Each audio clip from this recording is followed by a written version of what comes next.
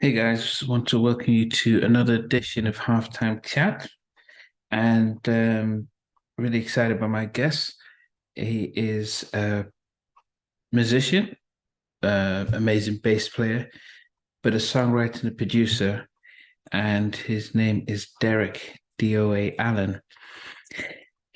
He's from Sacramento, North Carolina, North California, but he he's very closely associated with Chucky Booker, and done a lot of tours with people like Lionel Richie.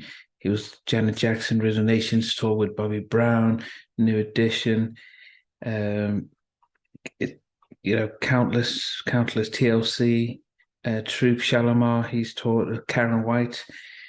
He was signed to Michael Jackson's publishing company. He could produce College Girl by Bobby Brown. So it's going to be interesting talking to Derek to see about his career, his journey, and we take it from there.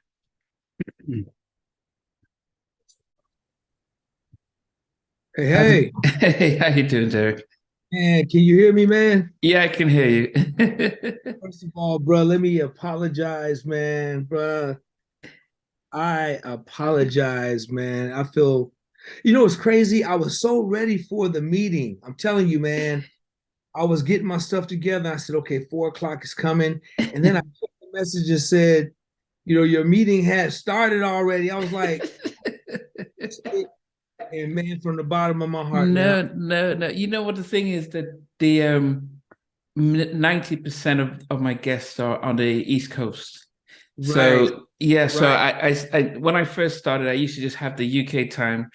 And then I realized most people on the East Coast, either Atlanta or New York. So I always set the time so that they know it's Eastern time. But very Gotcha. rarely do I have I think it's Jay King when I interviewed him.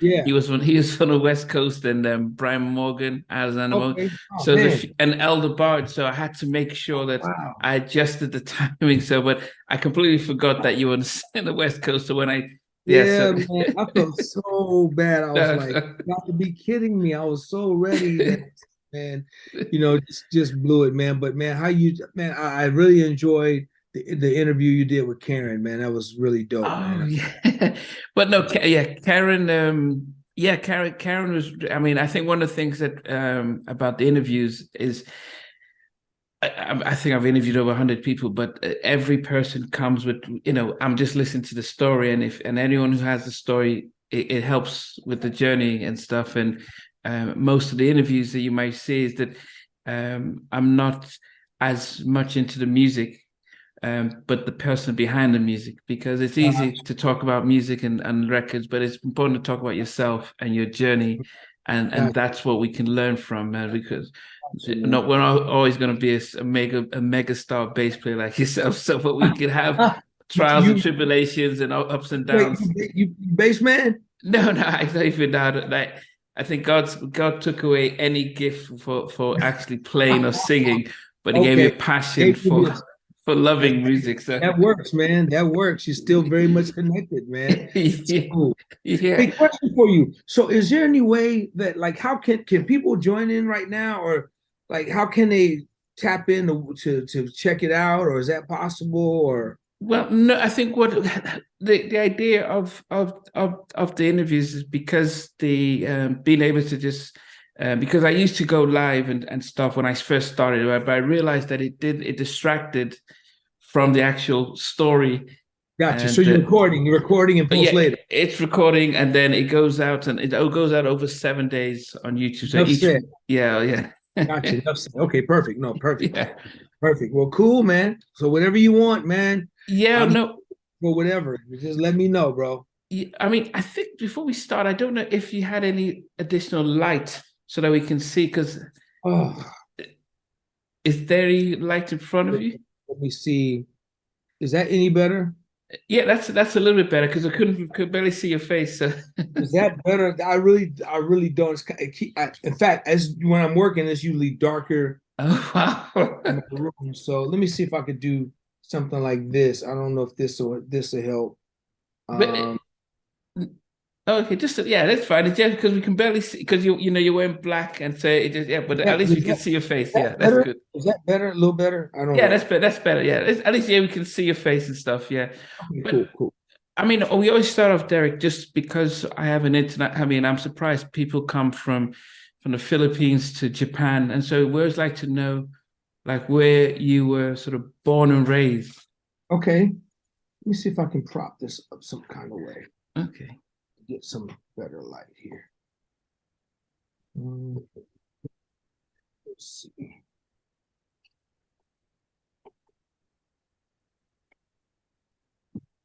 Let's see. Is that better? Yeah, that's better. Yeah, at least we can see. Yes, that's good. Cool, cool, cool. Yeah, so I was just wondering. I mean, just because we have an international, and just to get a figure of where you were sort of born and raised. Vibrate. So I'm sorry. Make Okay. sure. Okay. Okay. I'm sorry now. Go ahead, brother. Yeah. Because of our international audience, it's always good to get a picture as to where you were born and raised.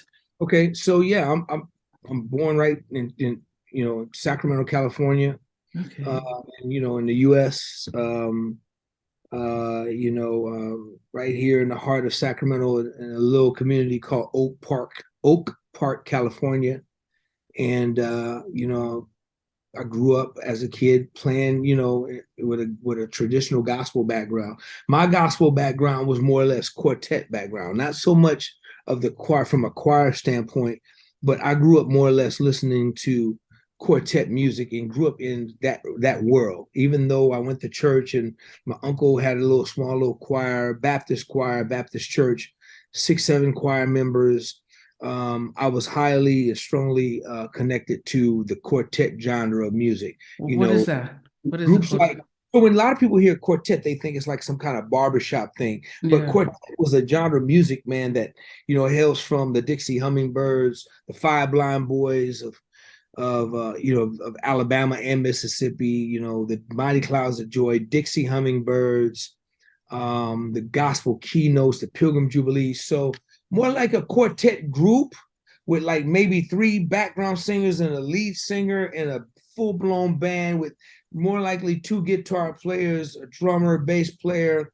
And when it started probably started back with just a guitar player and hand clapping and foot stomping back in the day. And that's kind of like how I was raised. Those are my roots, the quartet gospel roots. And I was raised on that. And then I was raised on, Thomas A. Dorsey, who created a lot of old Negro spiritual hymnals that still live to this day. So those music like that is kind of the music that I pretty much grew up on. Yeah. So the quartet music, Helms, in quartet music, man, it's a mixture of gospel music, it's a mixture of blues, it's a mixture of country, kind of same chord progressions, um, um, um, just real raw, natural raw. It wouldn't, they did a whole lot of hollering and screaming. In fact, the big choirs back in the day, they were not attracted to quartet singers because the choir singers had more finesse, had more melody, harmony, more runs, and quartet singers were just the screamers and the squallers, and so the choirs would complain that the quartet guys was coming in hollering and screaming too much. But I just loved that as a kid, man. Wow. So That yeah, sounds like a 90s R&B. oh man, it's really cool. And to this day, that root still lives in me. Because that's where the root I grew up in. Being from Northern California, and Northern California has serious quartet roots. So, for example, you take a group, and I know we're jumping the gun, but you take a group like Tony. Tony was a mega R&B group, right? But it was really a bona fide quartet group. It's just their style of music. When they first came out with a song called "Hey Little Walter," go back and do the roots and do the work. That's a song called "Wade in the Water." Yeah. Right? Hey Little Water. They basically took a old spiritual, flipped it, and just became phenomenal. So because we all kind of grew up together with Sadiq and Chubu and Carl Wheeler and Elijah Baker and Eric Pickfunk Smith. And we would just, they lived in Oakland, we lived in Sacramento, and our quartet group would go back and forth and we would sing. I was in the third grade playing bass in a quartet group with men that were in their 30s and in their 40s, and they became my forefathers and mentors back at that. And that's basically how I was raised. I was raised up into that. And that music lives in me to this day. Just to give us some context, because not all of us understand American education system. So third grade, you'd be, how would that be? What, 6 or 5? I was 8 years old. I was 8.5. Yes, I was 8.5. Wow. Now I'm not sure because so here, in America, the parents, if they felt like you wasn't achieving, they would sit your ass back a grade. back. So I may not be a good person to ask, but I was in the third grade, and my mama did held me back in either the second grade or one grade. Oh, but it's like around in that era. Okay. So I was half, man, playing a big old Fender Jazz bass guitar, playing everything by ear, no formal training in music, even to this day. So you didn't get lessons from your dad or from? Well, my dad was very musical. But as far as lessons is concerned, no, everything was pretty much picked up.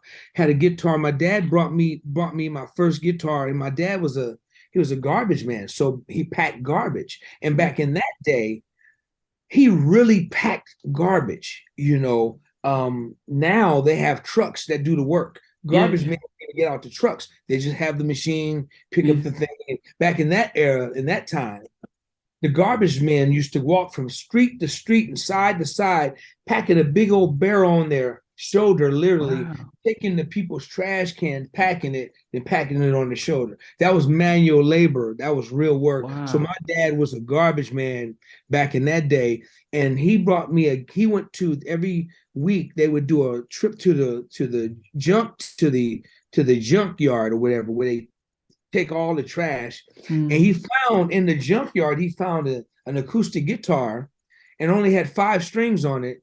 And he brought that guitar home to me because I was complaining to him. I would go to church every Sunday with my mother, and I would see my Uncle John playing a guitar, a Tesco guitar, and I would always want a guitar like that. So my dad brought me a raggedy ass acoustic guitar from the junk pile, and he expected me to play that guitar. And I was, so I had a little attitude with my dad. I said, man, this doesn't look like Uncle John's. That doesn't look like my Uncle John's guitar. He said, hey, if you're going to be good, you got to make it kick. So make it kick like that. So that was his thing. And so that was my very first guitar that he brought home from his junk route. And that's how I started playing guitar. And he would pick up the guitar, and he was a singer. He was a great singer. He was a quartet singer that sung with some groups, but for the most part, he kind of avoided singing in groups, but because he kind of stayed away from the church. My mother was the one who made sure we had the church background and kept us in the church.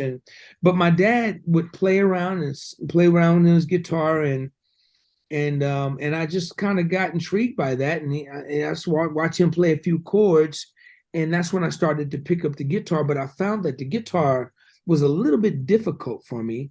And then I went to church one day, my uncle's church, and a deacon showed up with a bass guitar that only had 4 strings on it. So I said, wow, now I think I could play that thing right there because it only had 4 strings on it.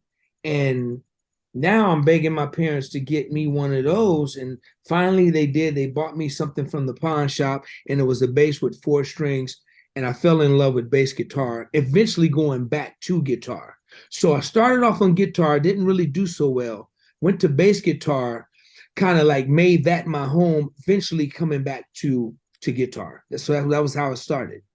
And so during this journey, so when you get to, say, your high school, what was it just continuing to play around? But what was the idea? Did you have a sort of career progression, like going to work in the city or something? Yeah. So high school, so I never was one growing up. I was never that musician that played in a lot of top 40 bands, as a teenager or coming out of, getting ready going in from junior high to high school. I never was that guy. I always was still into playing with my quartet groups. Quartet music for me was my life. So, but when I got into high school, I think it was the 10th, 11th grade, um, I wanted to play in the jazz band, in the jazz ensemble. And the good thing about it was, now at this time, I'm a pretty decent bass player. I'm not like some of these, 16, 17-year-old kids you're seeing on YouTube now that are just crazy. These guys now are just bananas, man. They were just bananas. But I was decent, and what I had was my ear. My ear was super strong, and I knew I wanted to play in the jazz band. So in 11th grade, I spoke to the jazz teacher, and the good thing, he was a bass player. The instructor was a bass player. So I asked him if I, even though I didn't know how to read music, would he allow me to be in the jazz band? And his initial answer was no. And then I remember going to class, just sitting in on his class, and I told him, I said, I could play all this music that you guys are doing. They were doing, like charts like Spain, Watermelon Man. I mean, just the traditional Peg, just that kind of stuff, Steely Dan music. And I said, I could play this stuff. So one day after class, he sit me down. He says, man, let me hear you play. So I start playing. And he was really blown away. He said, oh my gosh. He says, it says, dude, it's a damn shame because I'm hearing you play all this amazing stuff and you don't even know what the hell you're doing. He said, but the sad part about it is this. He said, you sitting down here playing all this amazing stuff that you don't know what you're doing. He says, now I could sit down and write everything out you're playing. I could write it out. Once I write it out, I could play it. If I was able to write it out, I could play everything you're playing. And I'm pretty sure I can write it out. He said, but the sad part is this. Once they take that chart away from me, I'm lost as a dog. He says, but with you, they can put that chart in front of your face. You can still play it. And then when they remove it, you could still play it. He said, dude, you're an amazing player. I would strongly advise you to take the next step and learn reading. He says, but I want you into my band. You don't have to be required. You don't have to be required to know how to read my band. So what I would do for you is every day I would give you the recordings of the songs we would be doing for the next day. So he would advance me cassette tapes, go home, listen and learn to be ready for that morning for band class. And that's what I did. So in band class, I'm sitting up ready. I'm going through it. Everybody else is trying to figure it out and write it, but me, I practice all night. So I'm ready to play. I got everything down, whatever it was. So that's how I was able to play in jazz ensemble and the jazz band. And we were a pretty good band. I was proud of that moment. But he said something about the sad thing is that you don't know what you're playing. Now, did he mean that you're playing without understanding connecting the emotions to it? Because I'm just trying to put this as a... the sad part didn't have nothing to do with me. It had to do with him. Okay. That part was because he's a phenomenal bass player. He can only play by reading. Oh, he was talking about himself. Okay. I thought he was... Okay. He can only play by reading a chart. Me, I didn't need no chart in order to play what I was playing.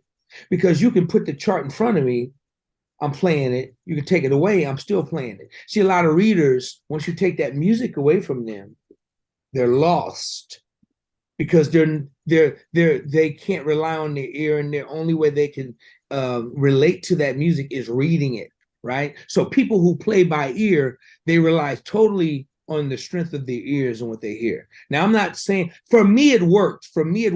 Do I have any regrets about it? Of course I do, because now as I get ready to hit my 60s, I want to conduct, I want to do orchestra. There's a lot of things that I want to do that I got to go back and learn now because it's going to require the theory that I never got. So I put that on hold for the most part for all my life. because I didn't need it. Because most jobs I went on just let me hear it, and I'm gonna play it exactly like you guys recorded it. On everything I've ever done, I relied solely on my ears. But now, as in my older years, I want to get into a whole nother part of music because I'm in the scoring now. I'm in the arranging. I know how to do it. I just don't know what it is. I can't tell you what it is, and that's the part that I got to get. Okay, and I think what is interesting there is that my background would be going to a Pentecostal church, and I know that the band could just go from one song to another. Sure. They don't need to know the music, and even Sure. if you don't know it, you can just hear what's going on and just jump in. But I've been to sort of traditional environments where, okay, what do we play next? And they stop. Okay, start from the beginning. They need someone to intro it, and it's almost as if they had to read what's going on. Exactly. Yes. I've always wondered, is there more of a skill to be able to just hear and just like, oh, this is where we are. I know how to flow with it, and just almost like surfing on the music, as opposed to having to be timed and have to be mechanic with it. That's a great, man. That's a beautiful question. I'm so glad you asked it because I think it's 50-50. I think they're both skills because everybody's not blessed, man, just with an ear for music to be able to hear music naturally. In commercial pop music, I would say probably 75 to 80 to 95% of the musicians probably are not readers. Just because, especially now with the technology, now you can take your phone and make beats, and these kids, it's just a plug and play method. So the theory part is not really, even more so now, is not that important to them, right? Man, that's a blessing, man. That's a gift from God. Everybody don't have that. Just like everybody don't have the talent to read these incredible, mind-blowing charts. Man, that's a thing that I never had, and I know that if I had that with the way I'm into arranging and people and different orchestrators that conductors that I love and listen to, from Claire Fisher to Jeremy Lubbock to Benjamin Jeremy Lubbock, yeah. The people I love. I work with Jeremy and people that I love. If I only knew what they knew and put it to what I know, I think my gift would even soar even that much higher. Okay. Because it's all math, man. It's numbers. Yeah. The numbers is even numbers before it's sound. But it's like this chord works with this chord. You put this number chord with this number chord. Let's see what sound it makes. And they play it. Oh, that's interesting. That sounds great. Let me write it out. We'll use that. Versus somebody who's relying on their ears to kind of hear it the way they hear it and arrange it. So it kind of works both ways. They're both incredible gifts. Yeah, now I'm a massive classical fan, especially people like Mozart, Beethoven, Yes. and the fact that someone like Mozart before, as a kid, to be able to hear all the sounds and then he's able to write it out, every instrumental part down. And I think that's almost beyond understanding. So he had no limit. Now, there are a few people who have that creative space where they can see everything and write it down, especially if you're conducting an orchestra. But I do wonder the difference between those who learn how to read the music and write music and are technical, as opposed to the creative people who can just hear something and like, I can just hear this melody in my head and just play it out and not know the chords and notes, but just they just know what they're hearing and they're playing it out. And it's almost like there's a difference between a gift that you get, whether it's from God or anything, but just a gift. Sure. As opposed to somebody who's trained and learns. It's like, okay, I know how to play this piece and I can play both Beethoven. I can sort of construct something similar, but it's not a gift. It's just I'm technically trained in doing that. And I do wonder, how do you weigh up the gift as opposed to the sort of the training? I got to be honest with you because I'm on the gifted side. I'm on the gift side, and I know how I'm so grateful for what I've been blessed with. I mean, I'm into scoring, I'm into arranging, I'm into all of that. And I could send you a piece of music of something I did just right here in my studio on a 32 key keyboard, and it's orchestrated beautifully and it's arranged beautifully. Or I could send you music and you would think that whoever did this is a serious keyboard player, because I'm not a serious keyboard player. My main thing is bass. I understand guitar. I play guitar. So I understand chord melody. I understand vocal melody. I understand harmony. I hear how it works. So I rely on that, even from arranging. So all my string stuff is arranged one note at a time. And I might record it one note at a time, because even though I'm not the guy, I'm not no Kevin Bond, who's my brother, or no Alex Allison Droney that's just going to get on the keyboards and just go crazy. I'm not that guy, but I can sit down and arrange it and put it together, right? But so that's the gift part. So I only wish that, and if I had that theory side, because I listened to everybody you just named, and I'm thinking like, oh my favorite in the world is Claire Fisher. He's my most favorite. Just then second, maybe it's either Jeremy Lubbock or Benjamin Wright. I'm not really sure, but Claire, who did all the Prince stuff and did just so great, just great. I just listened to it and I'm like, dude, what are you thinking about when you do those arrangements, man? What are you thinking about? Now, I've never set up. I don't have an orchestra. I'm not a conductor. And I love. There's a brother right now named Derek Hodge, man, who's a phenomenal musician, bass player that I'm watching from a distance. He's a good friend of mine. I just watch him, and I admire him, what he's doing so much, because he's living that dream right now and conducting orchestras. And so that's something that I want to get into. And I'm praying to God that that I can get into it. I could, because if I could just take what I know and then add the theory part to what it is I'm doing, I think it could just really elevate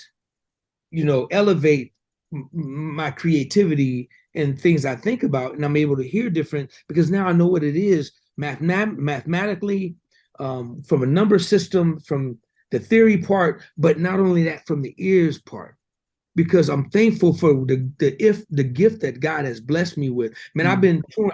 I was a tour musician for over 30 years, playing with so many different people, and no one has ever said, Derek, here's the chart song. They said, hey, bro, learn these songs off the album. And that artist wants you to learn them records exactly like them records. So if you're coming in there thinking you're just going to do what you want to do, you're going to be sent home real fast, my brother. So they want their records played like the records before you come chiming in thinking you're going to add you to it. No. Learn them dang records, bro, because if not, you're going to be getting the early exit to the crib. And then once they give you some freedom to kind of like spread out a little bit, that's good. So that all comes from the gift of hearing. I tell people all the time, if you can hear it, you can play it. Yeah. Not if you can play it, you can hear it. But if you can hear it, if you can sing it, right? Even if you can't play a piano or a guitar, you can go to a piano and do one note at a time and figure it out. So if you're singing the melody to A, B, C, D, E, F, G, if you can hear it, you should be able to go to that piano and find whatever key you're starting it in and sound it out slowly, and carefully, and make sure you're playing the right notes. Star Spangled Banner, whatever, national anthem, whatever it is. If you can hear it, I tell everybody, if you can hear it, you can play it. And I stand by that.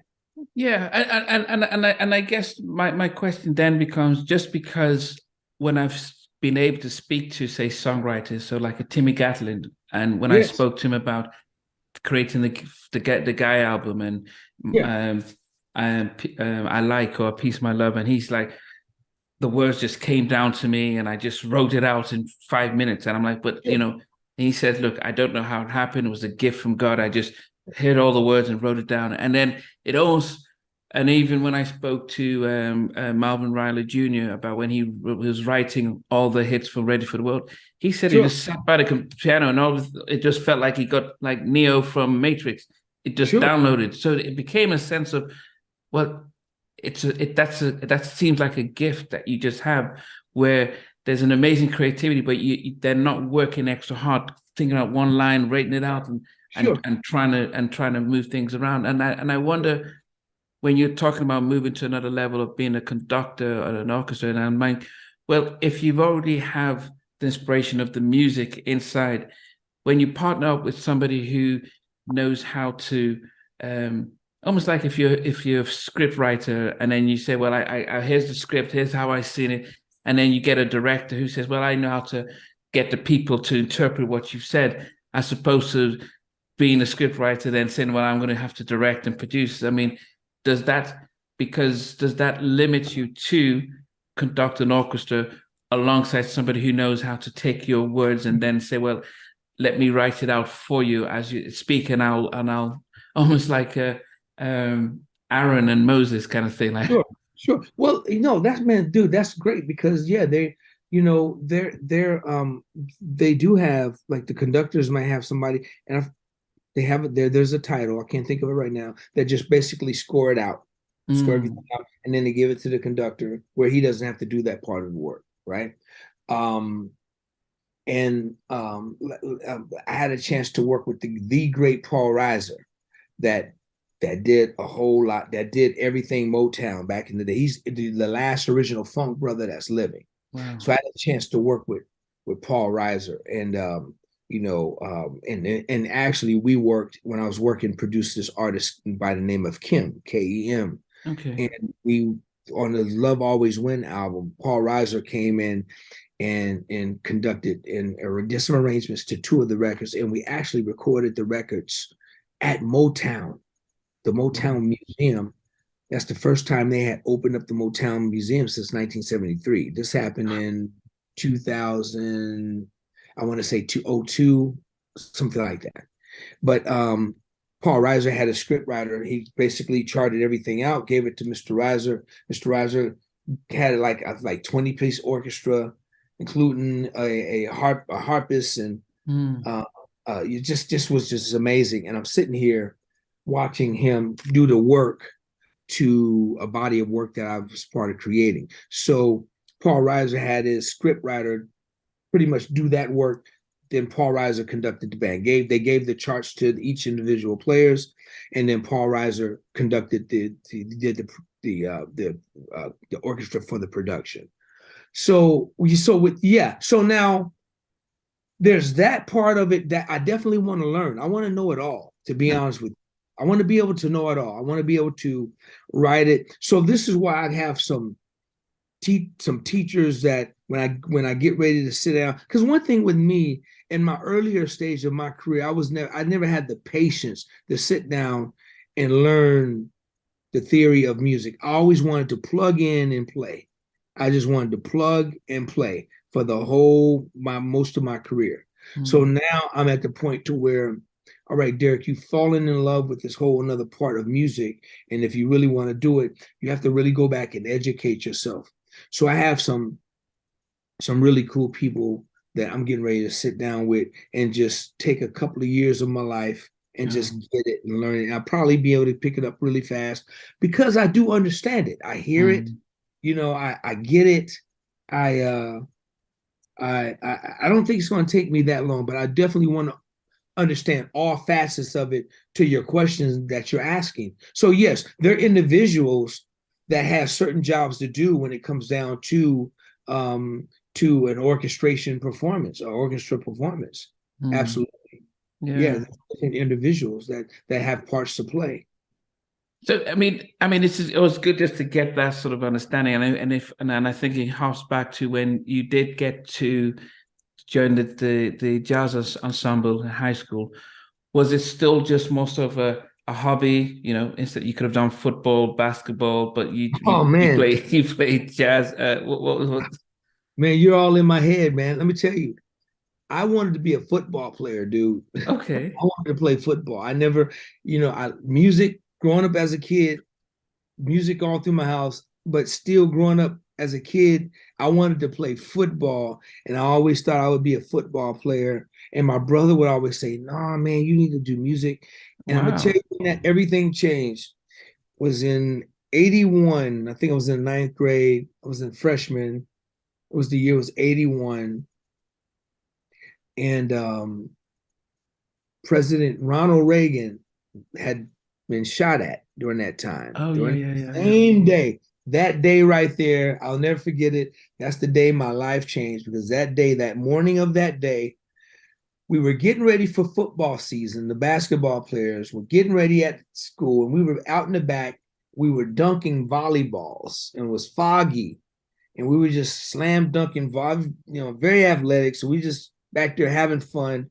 And I remember I went up to dunk a volleyball, and all I remember is coming up and just hit my leg snapping and Oh, twisting. It was like a Joe Theismann type of injury. I came oh, down and just jacked it up. Next thing you know, they're rushing me in the hospital.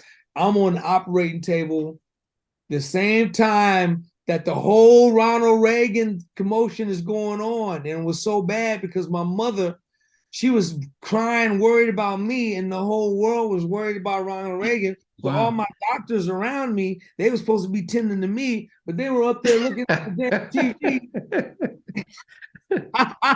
And my mama was cussing all of them out, cussing everybody out. So I'll never forget that day, man. And Wow. that was the end of anything I thought about was football, anything. And it went from there when I wanted to do so freshman, right? Mm. So it wasn't until I was a junior was my first year playing in the jazz band. Yeah, Okay. junior was my first year. So sports is over. Took me months to heal from this crazy accident, rebuilt my leg, and then it was just completely all about music. Getting out of high school, I hated high school, but Okay. graduating and trying to be a musician, and that's how it happened. Now, on the side note, so I'm a therapist and I mainly work with under 21. And so, what was it like losing what you assumed was going to be your career and especially having to heal and before you change your focus to music? You know what? It was gut wrenching, man. Because when I tell you I was a diehard football fan, I mean everything about me was I thought I went to play football. Everything about me was playing football. But I also loved the musical part about it. When that went away, it was hard, but I also knew I had another thing that I Okay. loved just as much. So, with the help of my mother and through my brother and encouragement, I was able to make it through it once. I think I was able to make it through it once I was healed because I had a cast on. Man, I was in the hospital for a month with a broken Wow. A for a bro- with a month. broken just a broken leg. I was in there for a month, yeah.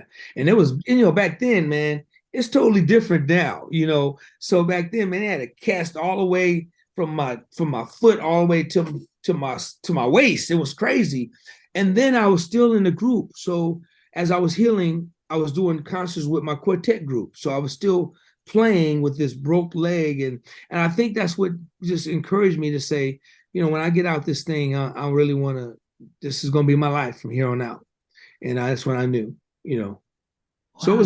mentally it was difficult because I knew I wasn't going to fulfill a football player's dream. And I'm kind of glad because at that time, football players were only making like $12,000 a year. So Yeah, but at least they were getting paid. I don't know if I was musicians getting were making, paid. were musicians getting No, paid? no, no, no, no. I wasn't getting paid a dime when I was playing. Sorry. I'm telling you, my career didn't start until I you know, left, graduated, and moved to LA with my best friend. Oh, I'm sorry, man. When I left and graduated and moved to LA in 1985, that's when my career started. So how did And what took you out of Sacramento? And when did you think actually, this is it? I'm going to follow a life dream of becoming a professional musician, as opposed to that's a hobby. Now I need to get a job and. well, our longtime city hero here was this brother by the name of Robert Brookins, who from the 80s was a mega producer, 90s mega producer. He had a couple of his own records. And at 17, he was, playing with George Duke and Stanley Clarke and everybody. And so he was our hometown hero. He's passed away, but he was our mentor. And I know that just watching him, and then the opportunity. Sacramento, where I live, was a very farm town. The opportunities were slim and none. And so I knew that if I wanted to pursue music, I was going to have to go where opportunities was happening. The good thing was that I'm literally about 375 miles from LA. So I wasn't going to be too far. At first, me and my friend we would just commute. We would just go to LA just to smell the air, man. We would go to LA we knew that during high school, after high school, I got a job. Mom's like, listen, dude, I don't know what you're gonna do, but you got to get a job. So I got an industrial job where I was sanding water beds and spray painting water beds, coming home all messed up, and minimum wage at that time, I don't know, was $3.35 an hour. I can't remember. But I do know that wasn't going to be me. And so me and my best friend, we said, we thought, we just had this vision of LA and Hollywood, was that we thought that if you show up there, so me and my buddy would literally save up some money we would make it from our jobs. We didn't have no car, no transportation. And we literally would get on a Greyhound bus. Now, at that time, I was one of those bass players that didn't have a bass rig. Bass players used to play out of PAs. They used to play out of like a PA system with a PA board and two big old column speakers. That was my bass amp. So, and my buddy had a Pearl electric drum set. They had the Simmons drum set, the goo, goo, goo, goo, goo with a brain. He had that, and I had this big old PA. We would literally, man, find maybe twice a month, we would go down to Greyhound, put all that stuff on the bus, have the bus, catch the bus to a Greyhound to Sunset Boulevard in Hollywood, get dropped off there with nowhere to go, nothing to do. So we would get a cab, we would find the cheapest hotel we could find to stay in. And at that time, the money we had, we would have to go from Hollywood down to Slauson or Inglewood or in the hood and find a room like $16.95 a night type of thing, where the dope dealers, the prostitutes were, and the gangbangers. But we would go have a double bed, and what we would literally do for the weekend is we would set up our equipment in the room and just play and open the door thinking we was going to get discovered. And it didn't work, but what it did work for, it worked for all the dope dealers. We'd be standing outside watching the prostitutes, the gangbangers. They would be like, oh, you young dudes, y'all gonna make it. Then by that Sunday, we would pack up our stuff, get a cab back to Greyhound, and come on back to Sacramento. We did that for months and months and months. Nothing ever happened until we got a call from a local guy in our city saying he had a gig to do for artists in LA. And he used myself and my best friend. And we went down there and did a real gig for like a weekend, but we rehearsed for a whole week. So now we're down there with a place to sleep. We have a gig to do. And then we did one gig at a place called a Cover Girl. And then the next time he got booked to play at the Roxy. Wow. So now we're like, wow, the Roxy, this is big time, Yeah. And so our second big gig was at the Roxy. Well, while in that band, we were networking. So we met a keyboard player, a cool white cat who was just really cool, who loved the way we played. He said, hey, man, are you guys thinking about moving to LA? He says, if so, you guys, I'm trying to do a 4-piece band. I got another keyboard player, and I would love to use you two. I played bass. My best friend played drums, and he said, man, we could put a band together and play. Now he lived in Irvine, California. The Mm. place we were going to play in is Newport Beach. Yeah, So we yeah. said, wow.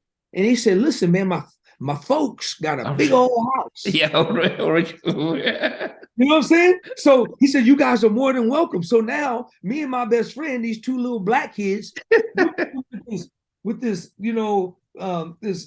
this modern middle class, upper class white family in this Brady Bunch looking house. In Orange County. Yeah.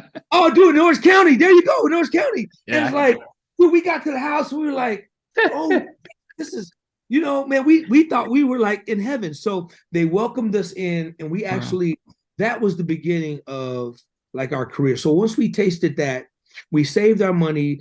My best friend's brother bought us a little Pinto, and we packed everything up we had and rode down Orange County and stayed with this family that welcomed us in. They treated us like family. Wow. And we was playing a gig every week, and we were making like $75 or something like that. But to us, that was something. Yeah.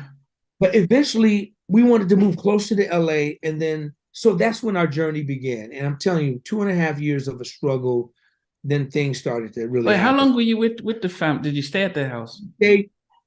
We stayed there about 4.5 months. Because what was Wow. happening is, when you feel like you're wearing your welcome out. You know what I'm saying? Yeah. We was getting those hints like, have you how's any work in LA?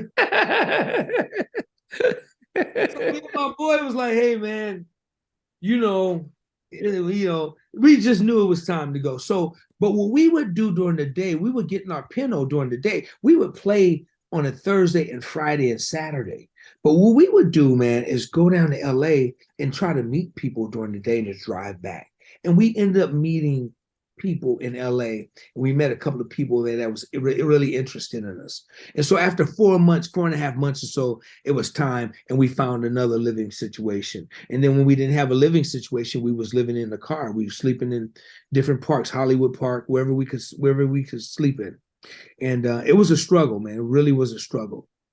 Wow. And yeah, I mean, I lived in Redondo Beach and Culver City for a while. Oh, there you go. Yeah, and yes, I know Orange So County so well. so so our struggle ended in Redondo Beach after living with so many people. And when I tell you we lived in harm's way, we were in danger zones, man. We were living in dope houses that we didn't have no clue we were living in. But Wow. our last of it was in Redondo Beach. It was a lady that took us in with her 2 kids that lived in Redondo Beach. And she had a room. She had 2 kids, a boy and a girl. And she had a room. So they had 3 rooms. She put the little babies in a room and gave me and my friend a room to stay in. Wow. While we were living there, my friend got a phone call from this brother I was just telling you about, Robert Brookins. At the time, Robert Brookins was working with Stephanie Mills. He produced Where's the Love?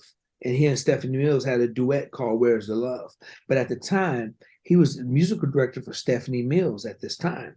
Wow. So he was looking for my partner that played drums. He was looking for Flip. And he found him. He called Flip and said, hey, I'm in North Carolina, need a drummer. I've been looking all over LA for you. He basically came back and got us from Sacramento, well, my friend, right? And he says, I want to know if you're interested in playing with Stephanie Mills. This was Stephanie Mills was through the roof at the time. Okay. So the very next day, I'm watching my friend be picked up in a long stretch white limousine. What? You kidding me? Being flown to North Carolina. His life changed like that. And so what he told me, he says, Derek, for 2.5 years, we've been struggling, but thankful to Robert Brookins, we're not going to struggle no more. He says, I'll be sending you money every week. He said, keep the Pinto running until I get back. I got us. You ain't got nothing to worry about. So by him taking care of me, sending me money so I could kind of maintain, look for work, our struggles was over. My life was easier. The stress was off. So now his career is skyrocketing. Now he's on world tours now, just that fast. And he's also looking after me every week, sending me money. Now I'm able to go find some gigs in LA and help the lady out in Redondo, help her out until I'm able to get something happen. About 6 months later, God opened the doors for me with a situation with this band called 13 Cats that was the original members from Sheila Ezek's band. And I met these guys and they put me in their band. They were working on a record deal and that didn't work out. So then we became the side band for Shalimar. Then from Shalimar, that's when my career started as a side man. Then went from Shalimar to Troop to Karyn White to Janet Jackson to it started. Okay, I mean, just just hearing this stuff, and I think one of the things that to me sounds amazing is because there are some parts where your friend Flip would have gotten the gig and probably for a couple of weeks hooked you up, and then that's it. What was it about your friendship that he said, you know what, it's do or die, we're both into this together? We grew up together since we was in the third grade. We were kids. This was my friend. We since the third grade, this was my best friend. We played in the quartets groups together. We traveled. His mentors were my mentors. My mentors was his mentors. And so he had no problem making sure that I was taken care of. And he was sending me money every week, make sure the car was, because we had a raggedy Pinto. And I tell you, but it was cool because we were able to sleep in it and live in it. And I mean, there's days and times, man, we went hungry. I mean, we would go to the park on like Labor Day and Memorial Day and watch, smell the aroma of smoke from the barbecue. And we would look to see if a little kid dropped a little hot dog meat, chicken meat off on the grass. And we was picking it up, man. We were eating it. That's how hungry we were. That's how we were struggling. But both of us had made up in my mind that we were not going to let our families know how bad we were doing and how tough it was, because they were going to insist that we come back home. And we left with nothing. We said, listen, we damn sure ain't going to go home with nothing. We going home with something.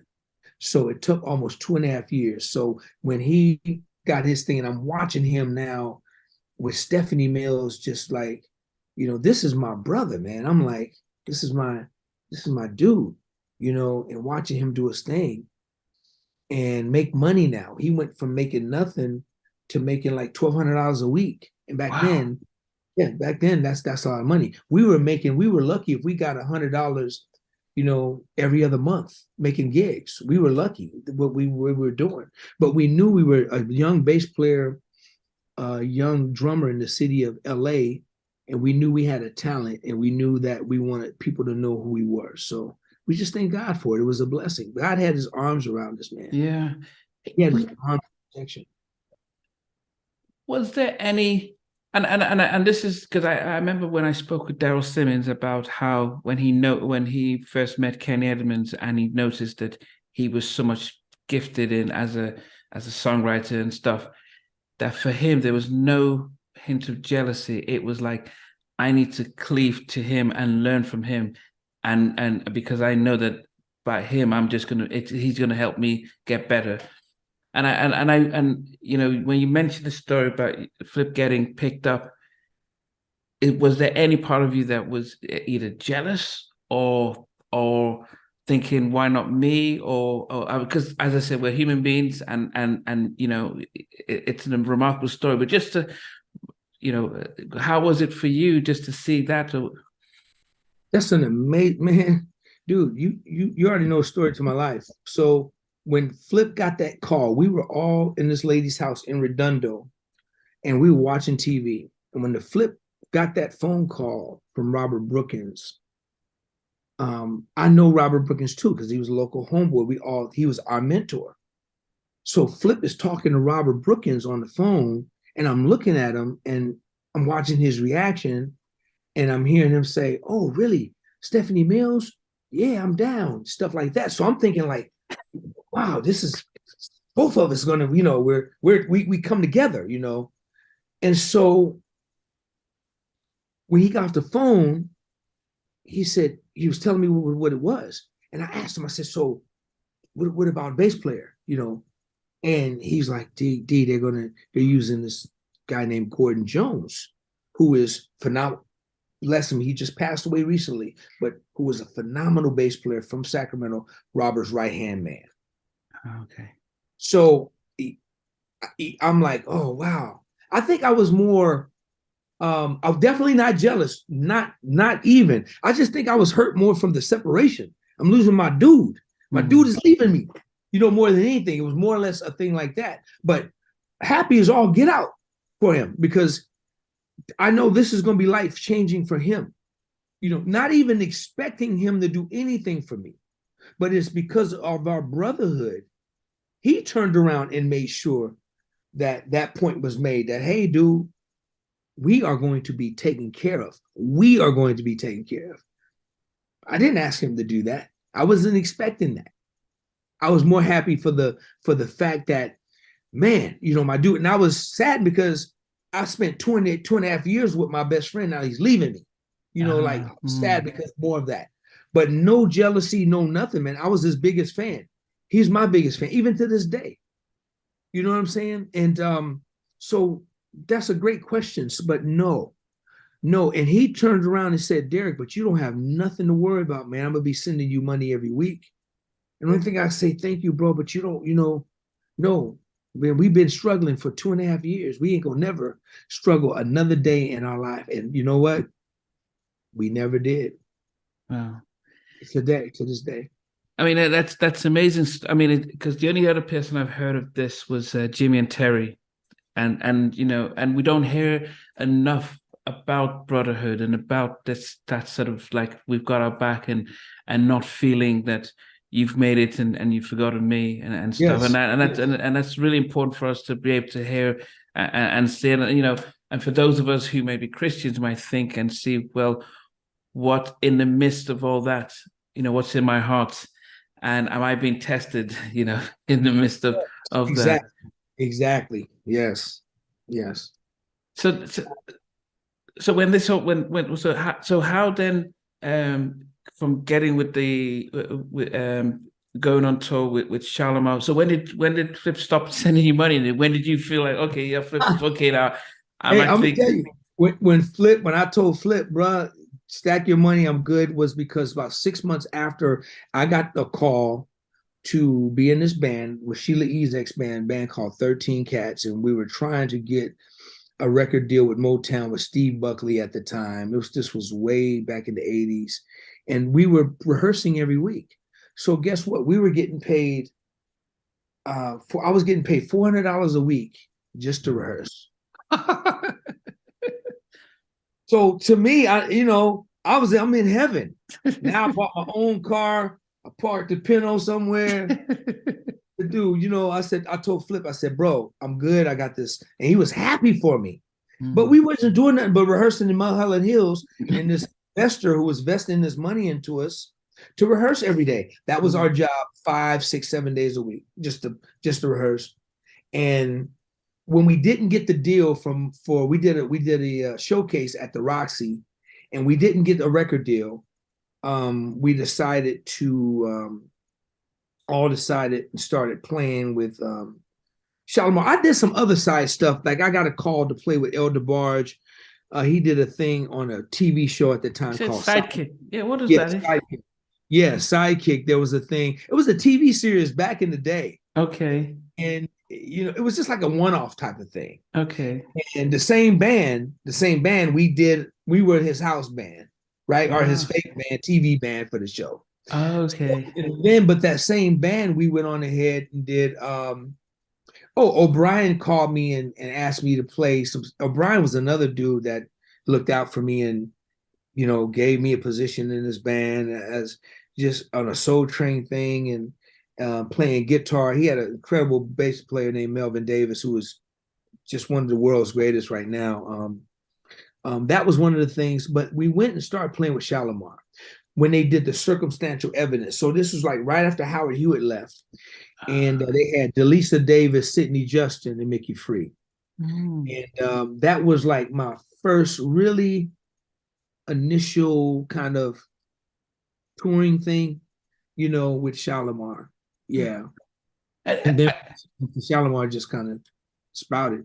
Yeah, and I just wanted to go back because El's been one of my favorite guests, and but what was it?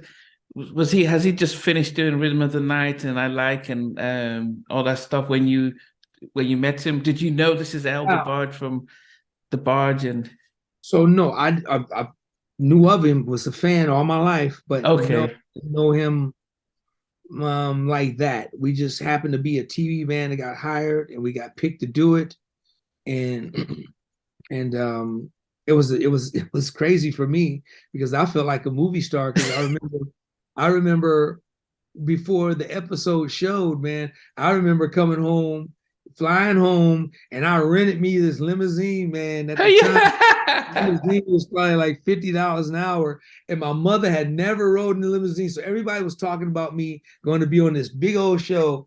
So I came home, got a limousine, and my mom was in the house. She was living in a duplex. So I run in the house. I said, Mama, come on out. I'm going to take you for a ride. And my mom said, well, baby, I got the rollers. I said, nah, you can't keep in there, baby.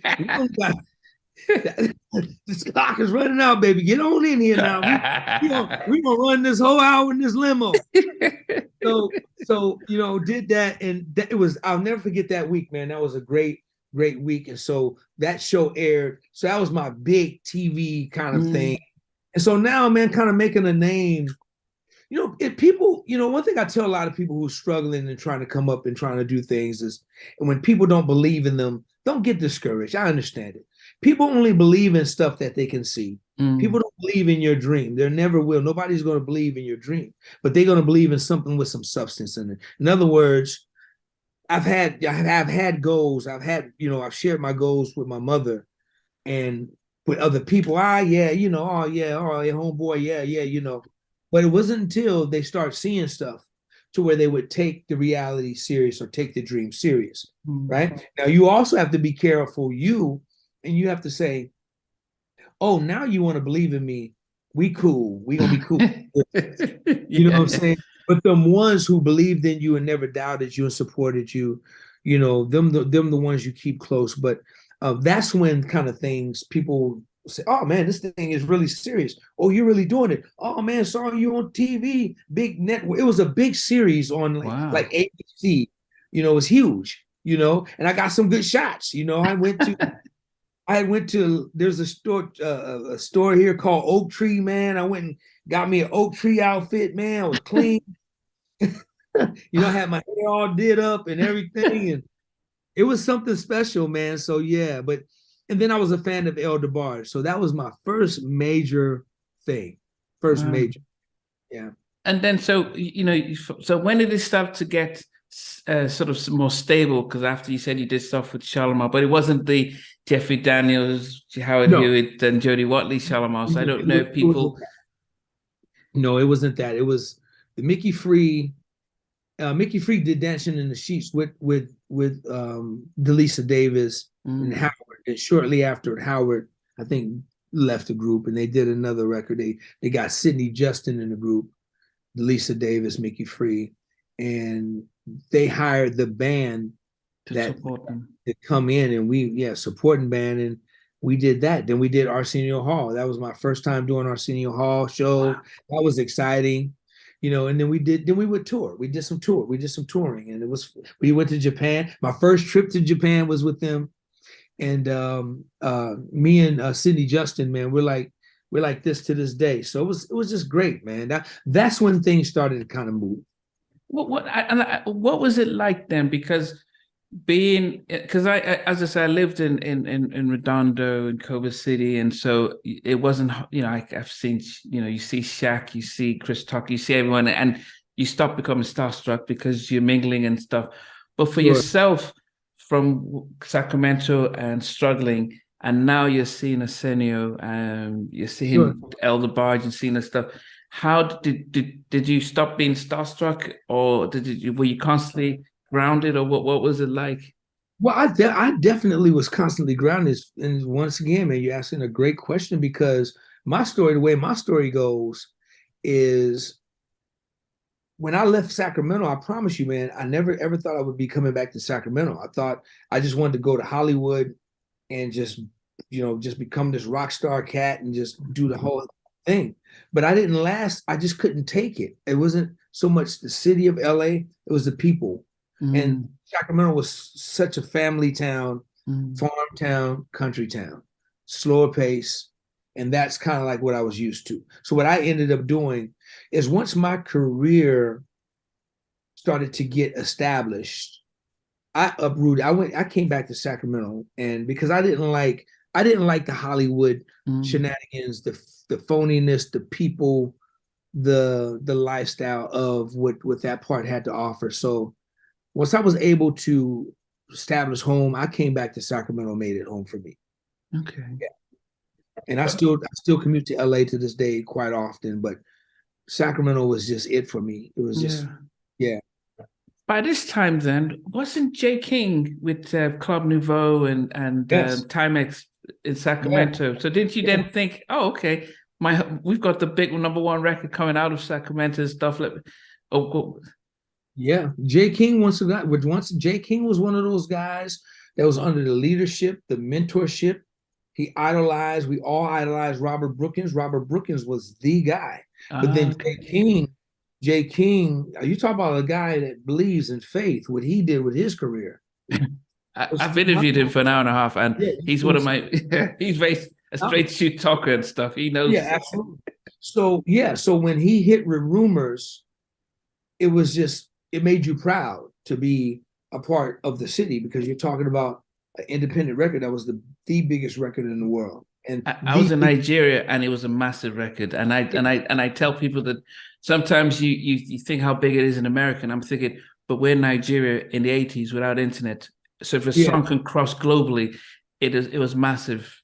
yes, it was very massive, man. So no, Jay made everybody proud, and um Jay took a liking to me at an early age, and he's Okay. been my brother ever since, man. So then, but by the time all that was happening, and then Foster McLaren, when they split up and started you get the Tonys coming out of the Bay Yeah. Area, and then you had En So Vogue and stuff. Did you then think, okay, because you said is that when you relocated back to Sacramento, or pretty did much, pretty much. Yeah, I relocated during those times. During that time, I think I think actually I relocated my life. I was still commuting, but when I was playing with Shalimar towards the end of Shalimar, I had relocated because it just was the thing for me to do. And then after that, it didn't last long because I got called to play with Troop. oh, So I toured with Troop after Shalimar. And what was cool about playing with Troop, that brought me and my best friend Flip back together how because so?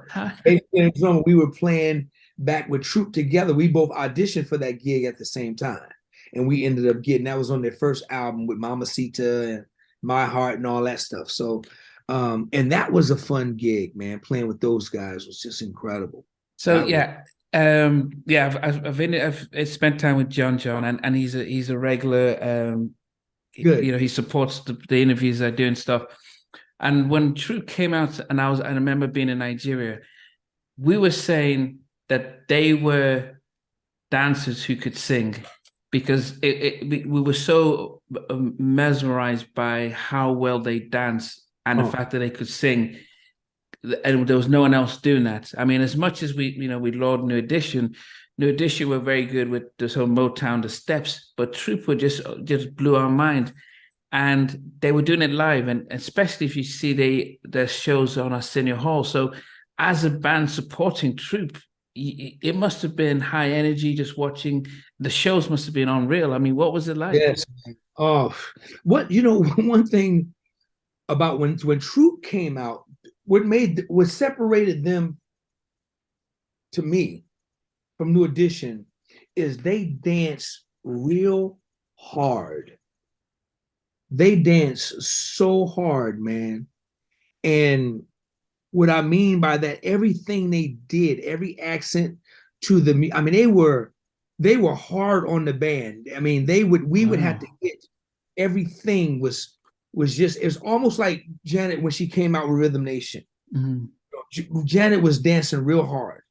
I mean, they were like hard dancers, from the popping to the locking, and the energy was New Edition became really New Edition as they got older at the time were dope, but they were polished. They were more finesse dancers.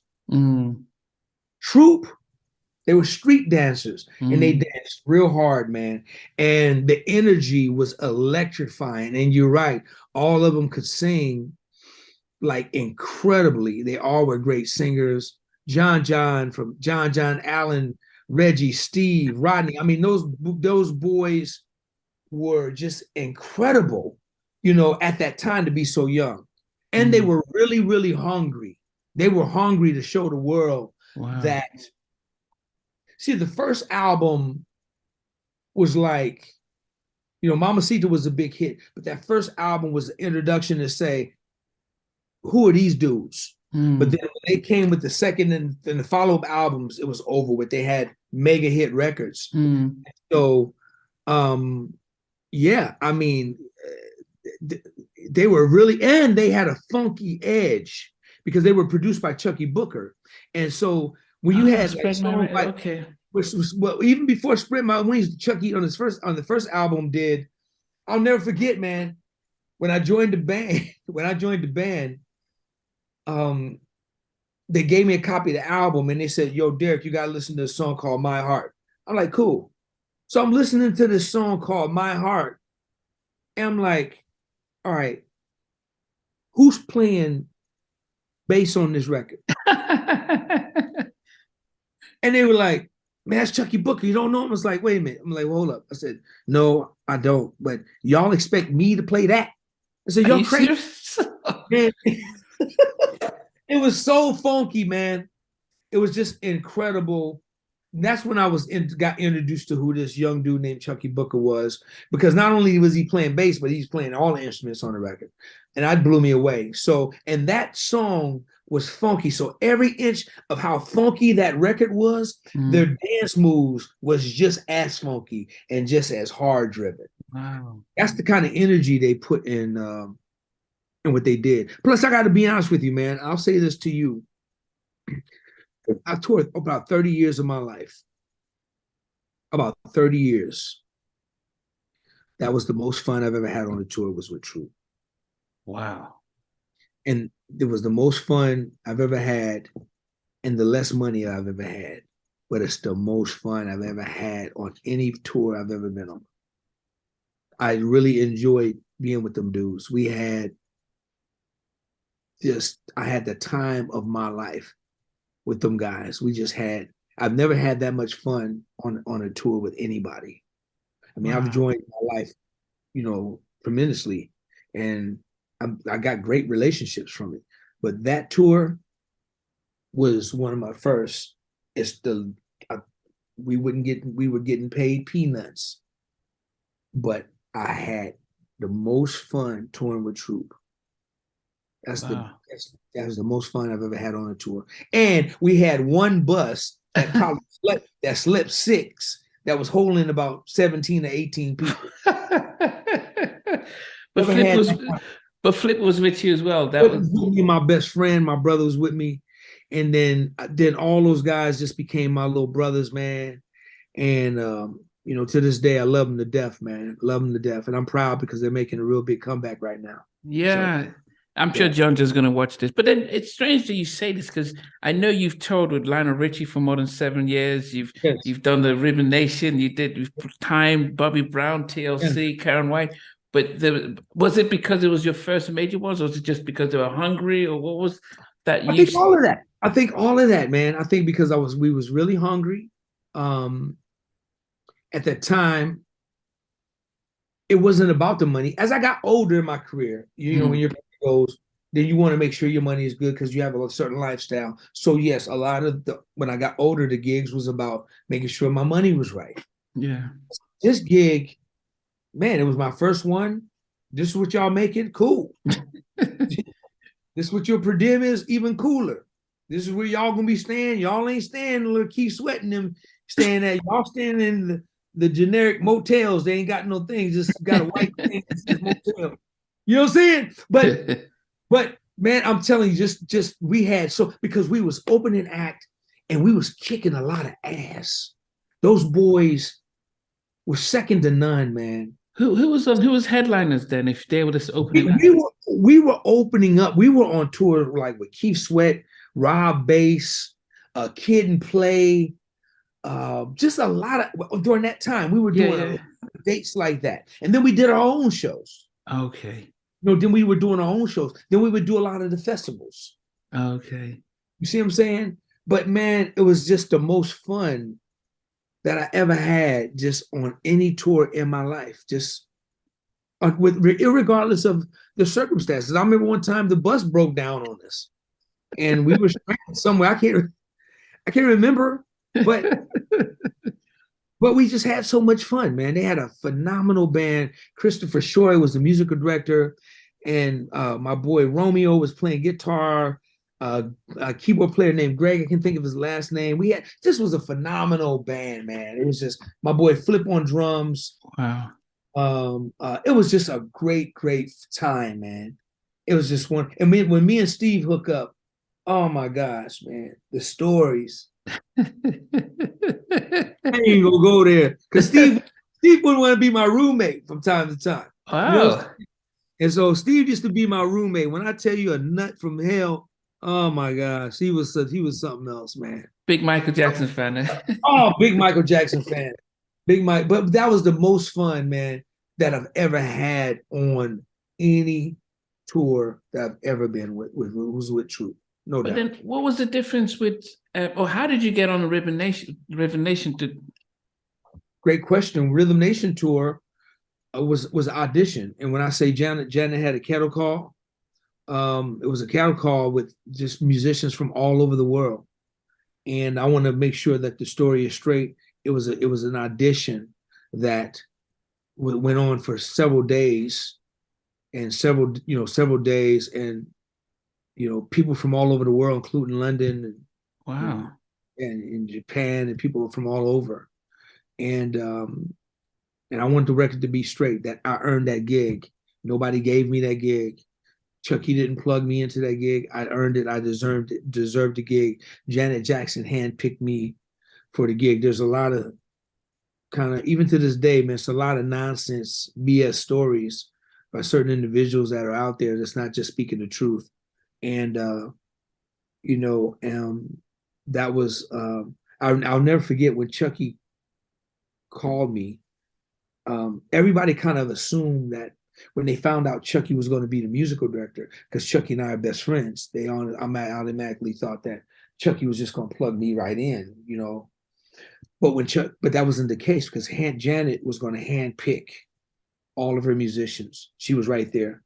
And when Chucky called me for the audition, he said, Derek, man, he says, about the Janet Jackson situation, I got the call to be the MD. I said, yeah, man, the word is all out. People are calling me assuming I'm already on the gig.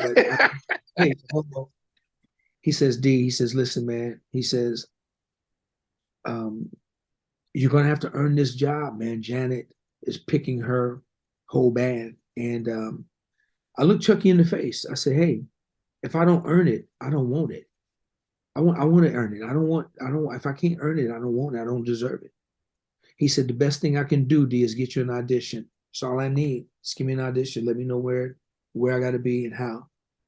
And I was just grateful for that. I said, thank you for the opportunity, and Janet Jackson watched every audition, every. She sit through all the players for several days. Did she have Jammin' Lewis with her, or was she by herself? Jammin' Lewis came afterwards. Okay. But on auditions, she was pretty much there with her management, and then Chucky, went through all the people, and Janet had already picked a guitar player. She had one person like the guitar player. She knew who she wanted, a guy by the name of Basil Fong. And but as far as the rest of the band, you know, and you know, Chucky had put a band together that he, you know, with guys from Tees, you know, his guys, you know, Mm. to be a collect to audition as a group, and they did that.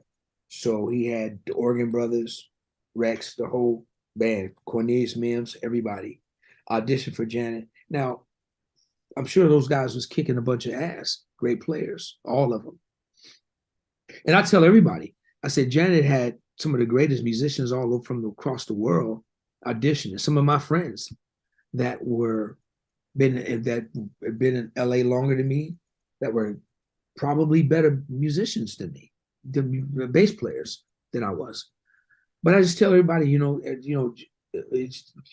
God just chose me for that gig. You Mm. know, I think that I think I had something different to offer. I'll never forget that, during that time in that audition, everybody's kind of ear hustling everybody, you kind of listening and because you could Mm. hear. And all the bass players, when it came down to their solo, everybody was doing Larry Graham, Louis Johnson, Jocko, Victor Oh, Wooten. Chaco. Were going all in. All of them were going for blood that way. And I said, God, you have to give me something different to play. That was not my style of playing anyway. Mm. And I just remember praying and I asked God, I said, God, please, for my solo, give me something different. It can't be that. Mm. Everybody's doing the same thing. Plain as I'm listening to you and talking to you, plain as day right now, God said to me, Derek, when your solo comes, play a quartet drive. Play a quartet drive. And that's all I kept hearing. And I was like, a quartet drive? Wait a minute. You mean, he says, yes, just play a quartet drive on your solo and don't move. Stay right there. I said, wait a minute. You mean something that I've been doing since the third grade? Well, yeah, okay, your element. Yeah. Something that I could play in my sleep, something that I don't have to think about. Play a quartet drive on your solo and don't move. And I promise you, when it came to my solo, I went to just a little picking thing, a little quartet drive, like a Richard Wallace of the Mighty Clouds of Joy, just Wow. quartet drive, and I didn't move. And Janet was sitting in the balcony, pitch black, dark, but you can see her silhouette. Mm. She stood up, threw both hands up like this. Now, I don't know what the reaction was with other bass players, but she stood up and was like this while I was playing a quartet drive. Wow. And of course, Chucky was egging it on.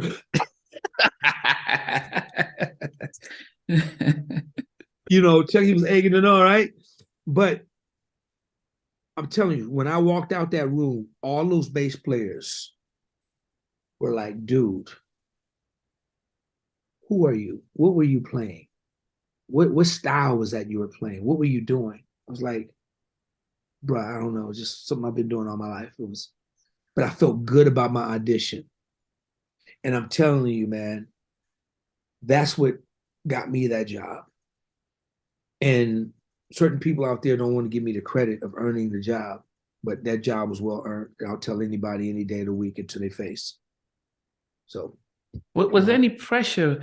I can't imagine, with knowing the relationship you had with Chucky, that if he didn't get it, does it cause us? Sometimes people don't even go for it. Like, I don't want it to be awkward. If I didn't get it, then I'm gonna think that you couldn't put a word in for me, or I got it and it's not your. So no, see, I didn't have that. Some of his other friends had that. See, I would have thought so because it just means, yeah, I'll just if I went in, you're my guy, and if I didn't get it, I might think, man, you could have put a word in for me, even if I messed up. now you're stepping in the prop. Now you're stepping in the BS was kind of still lingering after 33 years. Mm, You dig what I'm saying? yeah. That exactly what you're saying is happening to this day, my man. Nonsense. Mm. This is why Chucky's been in my life. Chucky don't owe me anything. The stuff he's done for me already, I could never repay. Never. He's my friend first, whether we do music together ever again or not. That's my brother. Mm. I don't expect anything, nor does he expect anything from me. He's done, I've seen Chucky sow seeds in so many musicians' lives, man, and watched them just skyrocket. Just a great dude who don't know the meaning of the word no, or I don't think I can help you. I don't, it's always, man, I'm gonna try to help you. I'm gonna do my best, or yes. Knowing it's really not yes, knowing it's yes, but Chucky, that's impossible for you to do. I got to do my best to help him, D. That's the kind of that's kind of heart he has. So yes, another great question, because that's the kind of backlash that he's experiencing in 2023. Are you kidding me? Yes, since 88, 89, 90. Wow. Yes. And when I tell you that man put that whole Rhythm Nation tour together by himself, that's another discrepancy. It's another thing. Chucky put that whole show together by himself, built this show the way Janet wanted it. Chucky took the order off the menu, ordered this. Chucky was back there cooking it up and did it and prepared it and did it. And we all came in and supported it. And we had one goal, and our goal was to show up every night and just slam every night. But he was the one that's credited for doing that work. You know what is always interesting, because he was at the time a young guy to be a music director, and of course he had just come off with a global hit with Games and his big solo album, his album, and then producing for other people. That was a risk, putting his career on hold to go on this massive tour with Janet, because the fans don't they're not going to see, oh, that's Chucky doing Beanie MD. They're just going to see Janet and not really pay attention to anything else behind the scenes. I mean, the industry people would know what he's doing. So for somebody that young to take that risk and put everything on hold like that, and I don't know if people give him that sort of credit for doing it. I interviewed John Marie Hovert, who was Teddy Riley's engineer and recorder, and he said that Michael wanted Teddy to be his MD for the Dangerous tour, but he had to talk him out of it, because they had the Bobby album, they had Rex and Effect, they had all these albums, and he couldn't. He would have probably had a major tour, but it's a risk, that Chucky sacrificed to do that. Well, the thing about it is, okay, so you got to remember the beautiful thing about that whole thing was that Chucky opened up for Janet on Rhythm Nation. Oh, so he wasn't okay. So what happened was, this was off of this first album with Turned Away. Soul Trilogy, That's My Honey, the first album. It worked well for him, because he got to go out and do a 35-minute set open. We got to be his band. We got to play for him, and then go back and put our Rhythm Nation clothes on. Okay. And play with Janet. Oh, that makes okay. That's the way. So that was like, you couldn't have made a better story. I mean, so what happened was, when we were doing another leg of the tour to Europe, is when he was getting pressure to get his album done with Games. The Games album, okay. So he had the commitment. So he had to jump off the tour to go finish his Games album. So he jumped off the tour, and we finished up the Europe and all that stuff. And Chucky stayed back, recorded his record. We got ready for Games. Games came out, was a humongous hit. We were rehearsing, trying to put the show together. Then things kind of shifted, went in another direction. And we just started going on the road with other people. That's when Chucky said, no, the music is starting to change. I'm not willing to sell my soul out and create the stuff that I believe in as a creator for what the industry says do, or sell my lyric content out or my music content. I don't want to do that. And trust me, Chucky was the greatest producer, You could take Chucky Booker or Prince, which take your pick. You can't go wrong. Prince is gone. Chucky is the baddest man in the world right now. He's the baddest dude next to Prince to me. Mm. And but he refused to sell himself out to with the industry to the shift. So then that's when he started just really saying, okay, I got a cool ass day job over here. I'm gonna be musical director for everybody in the world. And that's when he started really doing that. But what about yourself then? How, because so that if that's was Chucky's conviction, what about yourself?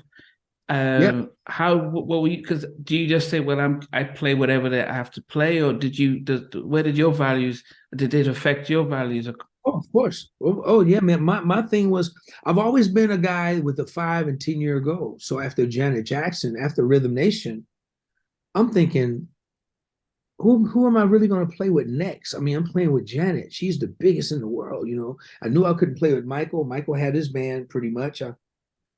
So that's when I got into songwriting and producing. Ah, yeah, yeah. So is that where? So, I mean, for those of us who never got to see the Rhythm Nation tour, how Yes. big was because I was in Nigeria when that came out, and the whole aesthetics and the whole it just felt like a massive movement. And I think unfortunately that Rhythm Nation album affected Michael's career afterwards because he tried to copy it and with subsequent albums. But being on that tour because it was a massive album. How was it just seeing the fans for yourself Man, watching? Because you're playing, watching Janet and watching the fans. What was it like? every day, man, I wake up every day. Since then, I always thank God for blessing me with the Rhythm Nation tour every day of my life, in my prayers, every day. The biggest thing that I've ever been a part of. I'm so glad because to this day, it's still a big part of history. Yeah. It was absolutely phenomenal. I watched a lot of people get saved on that tour. Wow. That tour was not only entertaining, man, but it was very spiritual. If Mm. you go back and listen to the message that Janet was in and those lyrics of those songs, Mm. like State of the World and Knowledge and all these songs, and lyrically what those songs were saying. Man, we literally watch people save themselves from committing suicide, from quitting school, from giving up hope. Oh, it was amazing, man. We watched people return back to school. We watched people be successful, man. Janet had a thing to where she just had a special place in her heart for the paraplegic people to come and have a zone in place. We watched people who had half bodies come and enjoy that show. People with no legs, people with no arms, just people just got just loved on Wow. that tour.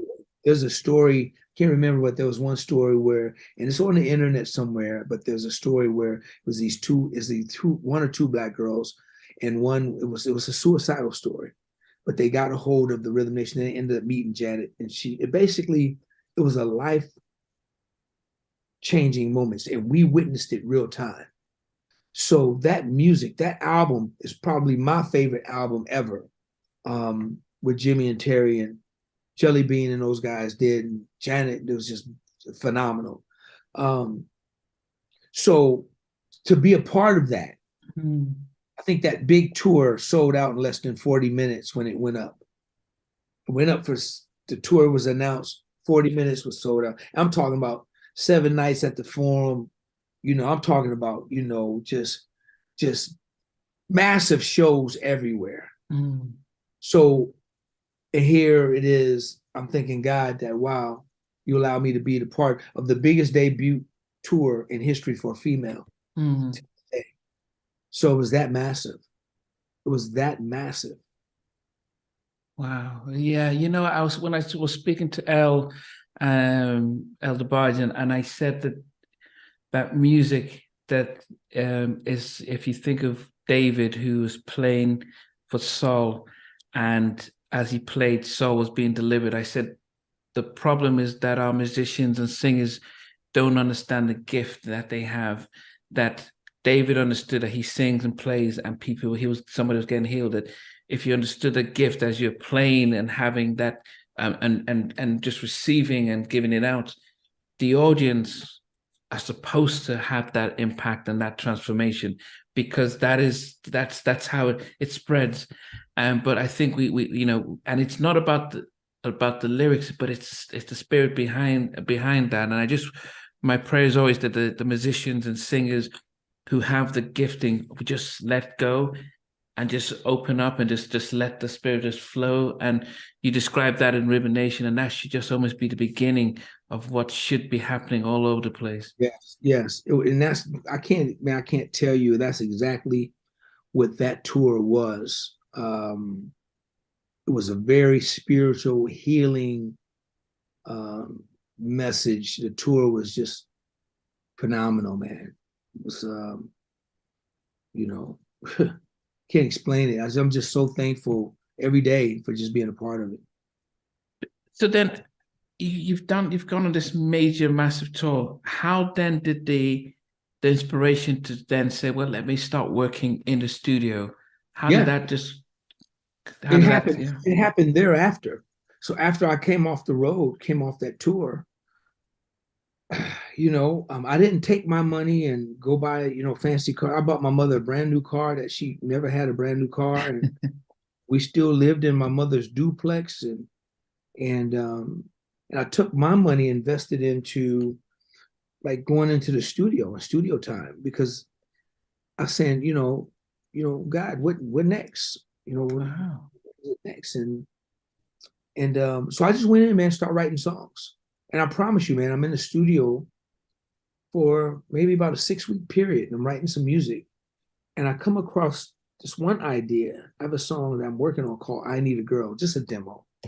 And I'm just in the studio by myself and the engineers. I'm writing this song, and I'm thinking, oh my goodness, man, this would be the great song for Bobby Brown, Because, when you're a songwriter, you think, man, Whitney Houston can do this, man. Lionel Richie can do this, Charlie Wilson can do this. You just got your wish list, right? Yeah. Man, if Bobby hear this, man, I know, man, he is kid. That was me, right? So I had this song. Now, my thing was I had met Bobby because the first time I met Bobby, I was playing with Karyn White, and we opened up for the Don't Be Cruel tour. Yeah, because Karyn, I've seen the clips of that. Yeah, that was massive. So after Troop, I started playing with Karyn White, and I played with Karyn White, man, for like almost 2.5 years. Karyn White was killing the world at that time. So okay, before you go into the Bobby, just talk about Karyn, because yes, I think a lot of people see Beyonce and not realize that Karyn was doing, with the high heels and the energy and stuff. Hey, Karyn, let me tell you something, man. Karyn was Tina Turner Jr. back then. I'm serious, man. She was Tina Turner Jr. Now, let me change that. She was Ike and Tina Turner Jr. all wrapped in one. That girl, man, was just on fire, and she still is. But at that time, her energy level was on 10 through the roof, man. Wow. And she had the band with Eddie M, John Paris, Bobby G, Michael Norfleet, Roman Johnson. She had an incredible band that was just it was, man. It's another great band I played with, and just Karyn as an artist was just phenomenal. So I worked with Karyn on her first album with Secret Rendezvous and then Superwoman. The Way You Love Me and all that, and then the Secret Rendezvous video I happened to be in, and I was just playing bass with her at that time, and the band was just so smoking. So we did the Don't Be Cruel tour. We opened up. That was the tour with Karyn White, Levert, and Bobby Brown. That was Bobby Brown's Don't Be Cruel that he was touring off of Don't Be Cruel. And we opened up, man, and we were opening up for real. Karyn was putting a hole in the stage. We didn't have much to work with, but every night she would leave a deep hole in that stage where if the next artist step in it, they was gonna fall in. So it was so much fun. And that's where I met Bobby. I met Bobby but I didn't get, it was like passing. Bob, we on tour together for months, right? Yeah, okay. So, but after Rhythm Nation, then after Karyn, that's when I got Janet's tour. That's what Oh, yeah. And Karyn wished me well. She gave me her blessings, and we still, that's like my sister to this day. We yeah. still together. And I mean, you did stuff for her Gale Storm, Gale and Storm, yeah, Gale and Storm stuff. Yeah. yeah. And this time as a producer, working with her as a producer, Mm. it's just been incredible. We've been doing that for the past, you know, 15 years. Dang there, we've been working together for a long time. But start working with Janet afterwards. Then I'm in the studio after the Rhythm Nation tour. I'm in the studio writing the song that I got for Bobby Brown. I'm trying to figure out how to get it to Bobby Brown. I don't know how I'm gonna get it to Bobby Brown, but I know this song needs to be with Bobby Brown. I promise you, man. And God is my witness. The very next day I show up at the studio, I get a phone call out of the blue at the studio from Tommy Brown. He Oh, Bobby's calls brother. Bobby's brother calls me while I'm in the studio dreaming about how I'm gonna get the song to Bobby Brown. So now I get this call from Tommy. Tommy says, "Hey D, what's up, man?" I say, "Hey man, who is this?" Tommy Brown. I said, Bobby's brother, Tommy. So we're talking, right? So he says, man, listen, Bobby's going to Japan in about a month and a half. He's been looking for you. He wants What? to know. He wants to know if you would play bass for him in Japan. Man, I looked at that phone. I was like, brother, absolutely. Just tell me when, where. And he's like, man, Bobby will take care of you, D. Make sure you get whatever the money is. But see what they didn't know, I would have did that gig for free. I would have hopped on a 10 speed with a pair of thongs on the reverse side to get myself to Atlanta just to do that gig. I would have been on that 10 speed. I was like thinking, God, I was like, you've got to be kidding me. Really? Wow. So now, in a month and a half, I'm going to be in Atlanta. I'm going to meet Bobby Brown as a bass player, because that's all people really know me as a bass player. Fine. So I get to Atlanta. What year was this? So we could put into album. This must have been 91. Okay, so he's done the Don't Be Cruel and all that stuff. This is Yeah, pre he's working on the Bobby Bobby album. album. He's doing a We're Bobby working on the album. Bobby album. Yeah. He's working on the Bobby album. I didn't know he's working on the Bobby album. So yeah, about 91. Yeah. Yeah, So 91. we Yeah. get down there, we're rehearsing. We're rehearsing for 3 weeks in Atlanta. And I had this tape in my hand, in my pocket. And I had to just burn a hole in my pocket. I'm looking for the right time to play the song, right? I'm going to tell him about my song, right? I'm not worried about the bass. He loved me as a bass player. He was a fan of my bass stuff because he was coming out on the Janet Jackson tour. Ah, yeah. He was hanging out on the Janet. He was welcome, but he was hanging out whenever he got ready. So I was seeing him on Janet Jackson tour all the time, right?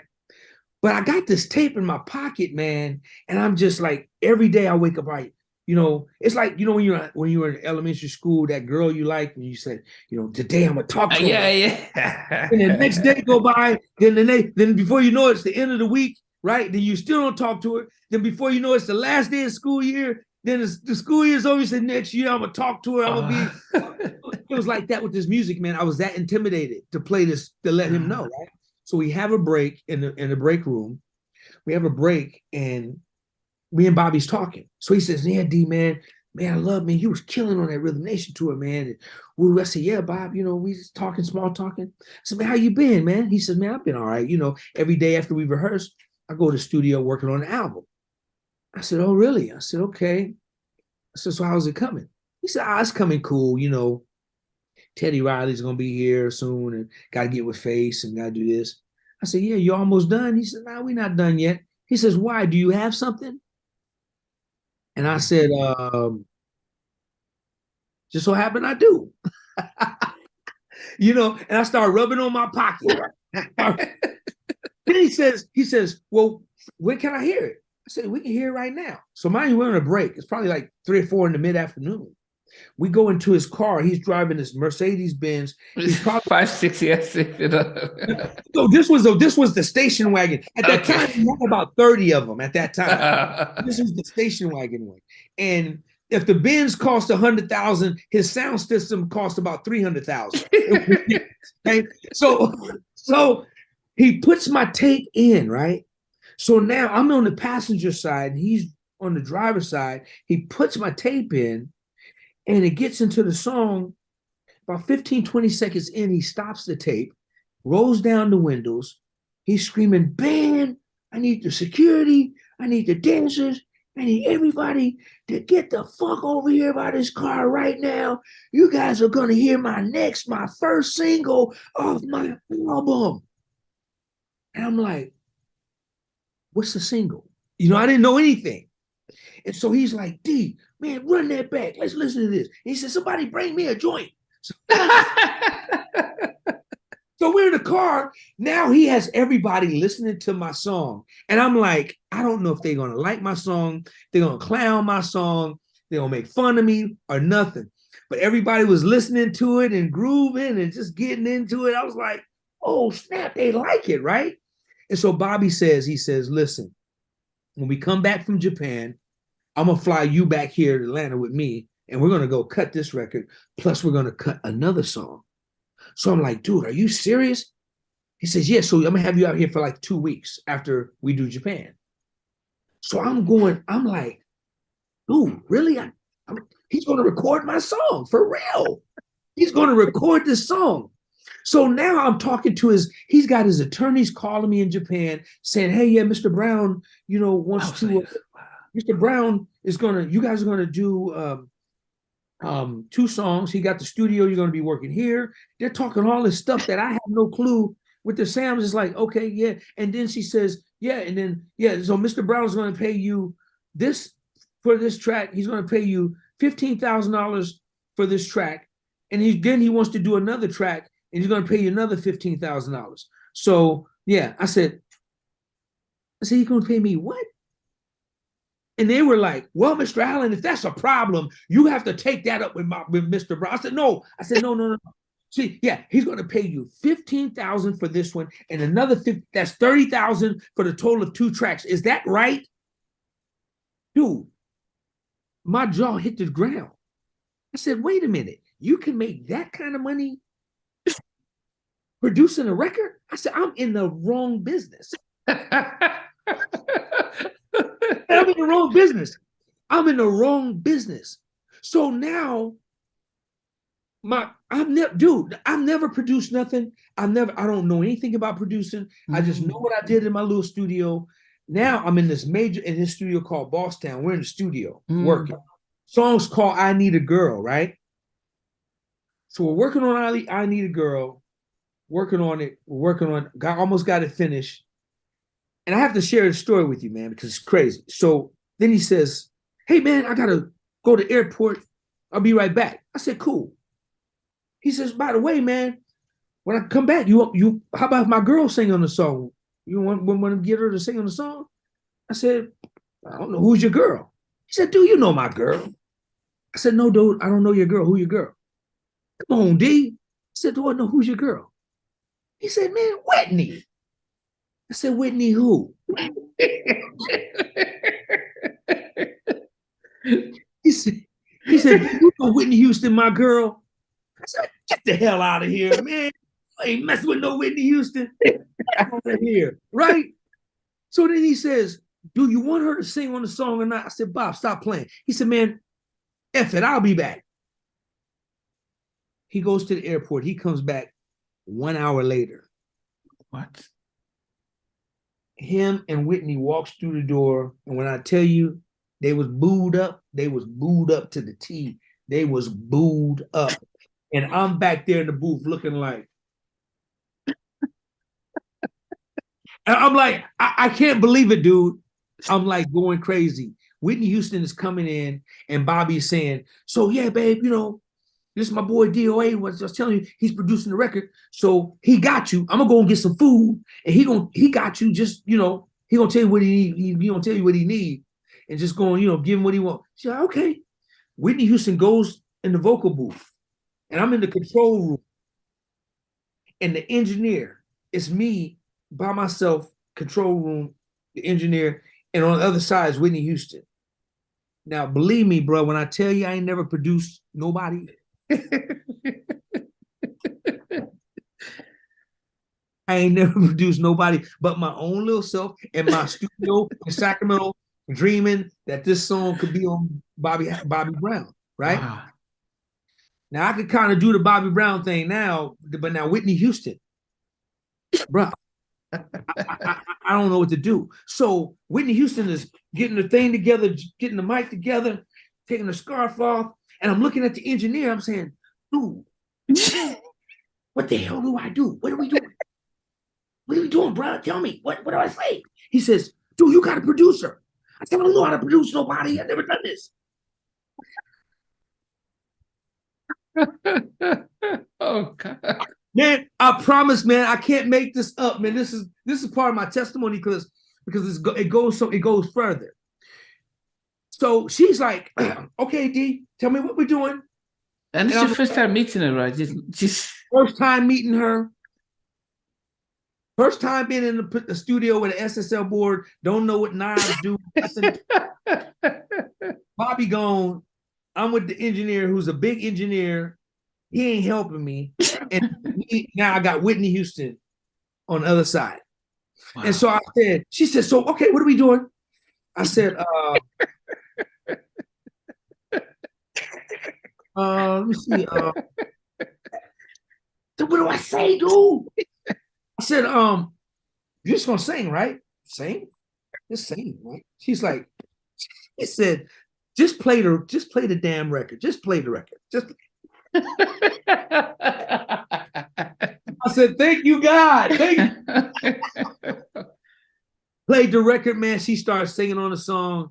And I'm telling you, man, I was blown away. Now here I am, never producing. I got Bobby Brown. I'm producing Whitney Houston on my song. I never did that before, never produced nobody. Now I'm working with the greatest of all time on a record called I Need You, I Need a Girl. Now, the ironic thing is this.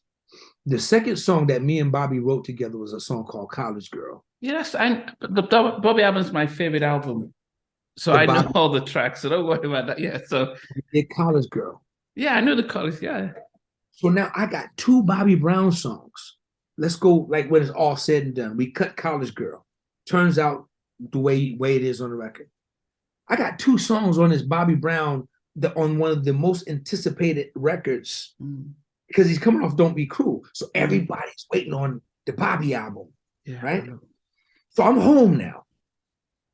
So my dude from LA calls me. He says, hey, man, you know, you're on the marquee and Billboard. Everybody's to see your names right there with Teddy and Babyface and all the producers.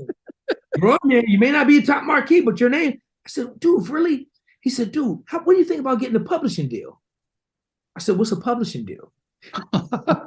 Mind you, this is me breaking in as a songwriter. Don't know anything producer. Only thing I know is that when I was made as a producer's fee, and I loved it, and I knew that that's the world I wanted to be in. So my dude is explaining the publishing deal. He says, man, come on down to LA next week. I'm gonna set some publishing meetings up for you. So I go to LA with my boy Bruce Sterling. He has maybe 4 publishing companies. He says, D, but make sure you bring about 6 of your best songs and bring your 2 songs that you did on Bobby Brown. I Need a Girl and College Girl. Bring both of those songs. Because they see equity in you just simply because you got these 2 songs on this album that they're projecting to be bigger than Don't Be Cruel. So they want to be a part of it. I said, cool. Went to a couple of companies. They were lukewarm toward me. They liked the Bobby songs. They didn't like the other songs. They liked the Bobby, but they were lukewarm. The last meeting we had was a company called ATV. Oh, not that's Michael's. When it was solely Michael's. I didn't know this at the time. Okay? We're at ATV with my boy James Leach, who's like my dear brother right now. I'm with James now over at CSAC. But James took a meeting with me, heard my music, heard my demos, plus heard the 2 Bobby Brown songs. he wasn't just only in the 2 Bobby Brown songs, he loved my demos. He says, man, your music, the Bobby Brown songs are dope, but you got some. He says, can you guys come back tomorrow? I want you to meet with my boss, a guy named Dale Kawashima. It's cool. So we go back the next day. When we went back, Dale comes in the room. He says, there's no need to play the music. My office is right here. I heard it, just y'all bumping it through the walls. I like you, man. You're something. I mean, you have something. You know, I mean, you're amazing. So I'm like, okay, I don't know where I'm at. I'm just my boy's doing all the talking. I'm just hanging out. And I'm just like, okay, cool. Then he says, listen, we want the owner of the company to hear your music. And we want to hit the 2 Bobby Brown. Now, how much publishing you have? I said, well, I own 50%, Bobby Brown owns 50. Cool. We love them. And then we love your other way. So we want the owner of the company to hear your music. And if he likes your music, we could probably get you signed over here if you were interested. I said, cool. So we're walking out the building. Now I'm a little frustrated. I don't know what the hell going on. So I'm talking to my man. I said, dude, what are we doing? What is this publishing? What are we doing, man? Where are we at, man? Who's going to listen to the music now? I thought we was going to have some business. So he says, D, you don't know where you at, huh? I said, no, where are we at? He said, man, this is ATV. I said, I know that part. But what is this, bruh? He said, D, they're getting ready to send your music to Michael Jackson. And if Michael Jackson likes your music, he's going to sign you to a publishing deal. I said, man, you bullshitting me.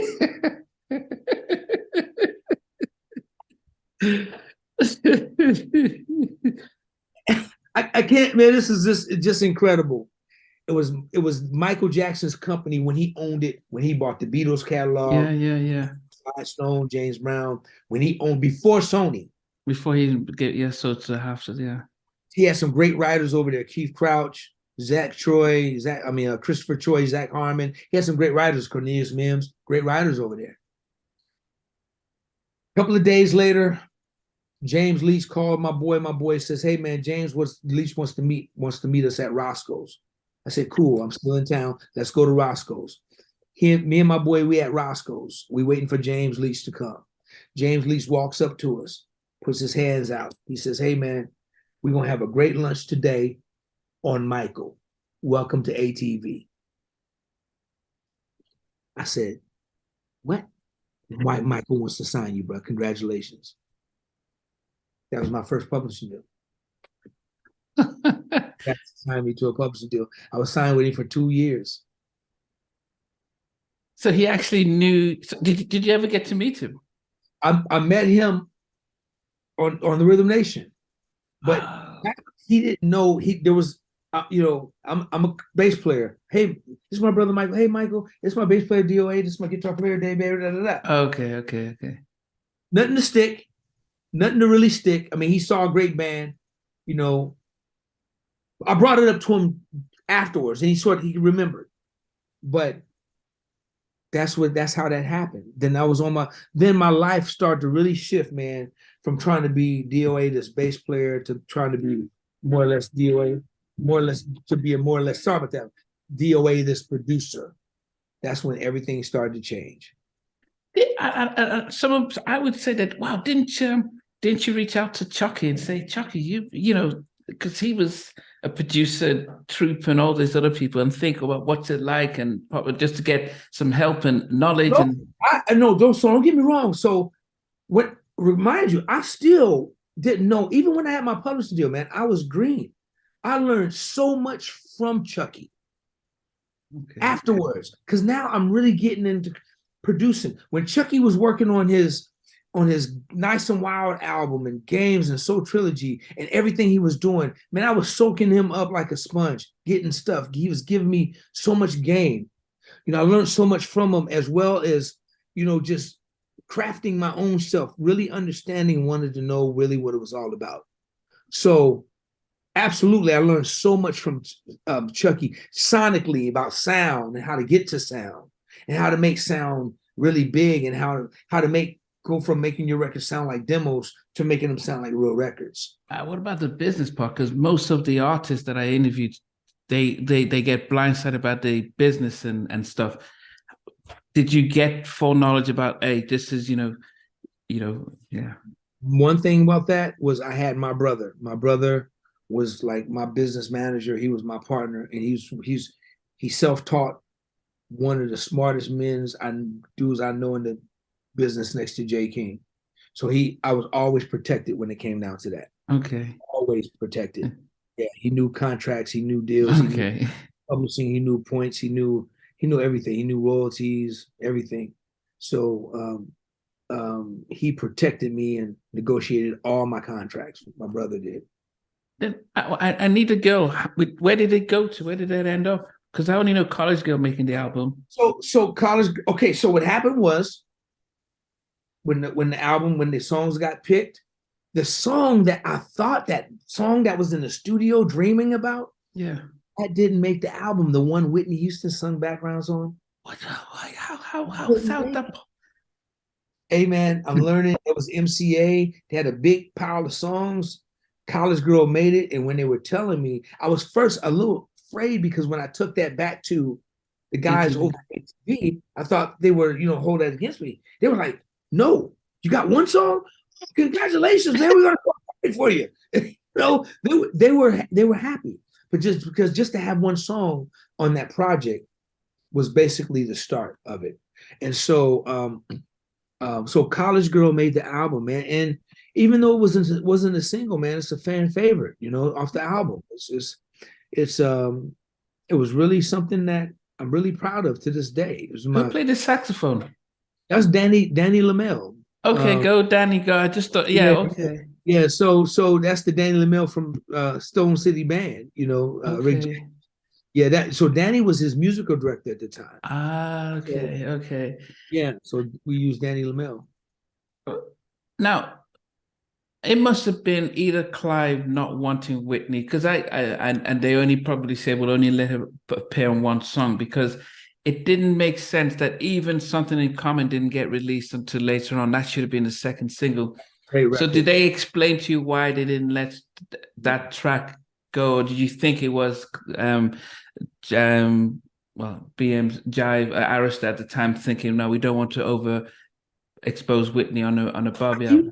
I don't think it was that. I think if it was anything, if I would have to think, and I don't mind it, but I think because I wrote I Need a Girl 100% by myself, Bobby said, okay, you got a couple of new producers, because this other producer, Dennis Austin, got one song as well. So Bobby probably chose one of mine and chose one of Dennis. Bobby wanted some new flavor. So he probably was limited to new producers. So he chose College Girl because he and I wrote College Girl together. Okay. So there was bigger investment in that with him. But I don't know. I mean, that's the only thing I can think of. Or maybe they just liked. But which is a better song for you because we've not heard of that? Yeah, I thought I Need a Girl was a great song. I mean, but College Girl made the record, and I think that was the right choice. But where is I Need a Girl? It's in the archive, sitting on a DAT somewhere. I got to find it. I mean, I got it, but now I got to find a DAT player so I can download it to my hard drive and be able to listen to it, man. But I got it. I Need a Girl, man. With Whitney singing in the background. Whitney singing in the backgrounds, yes. So technically, then what does it belong to MCA or does it belong to? Well, it belongs to MCA because I got paid for. They own the masters, so I got paid for 2 records. But I still have something to cherish and to hold on to. They can't stop me from playing the song and saying, "Hey, I did this record and the Whitney Houston's on it." I don't own the masters though. But I am surprised that a Whitney, especially with all what's happening now, that something like that doesn't get released or put on the greatest hits or something. It was really, really cool, man. It was, and then Whitney and I we became really, really good friends. After that, I'll never forget when we were rehearsing for the tour. They were pregnant with the baby, and Whitney was coming to, the rehearsals, and I had a relationship with her, so her and I we would kick it. She would work with the singers, and she would ask me about things about the band musically and what we should do. And so, man, I'm just thankful, man. I'm just thankful for my life, man. It's that I had a chance to even just be a part of that whole thing. And then with Michael Jackson, and I still have a contract with Michael Jackson's signature on it. That he's ATV, when he owned ATV Music. So Yeah, well, yeah, it's a topic that I get really sensitive about just because of yeah, I mean, so it's let Sonny. me share this with you. So on the movie Poetic Justice, there's a song called "Waiting for You" that's on Tony, Tony, Tony.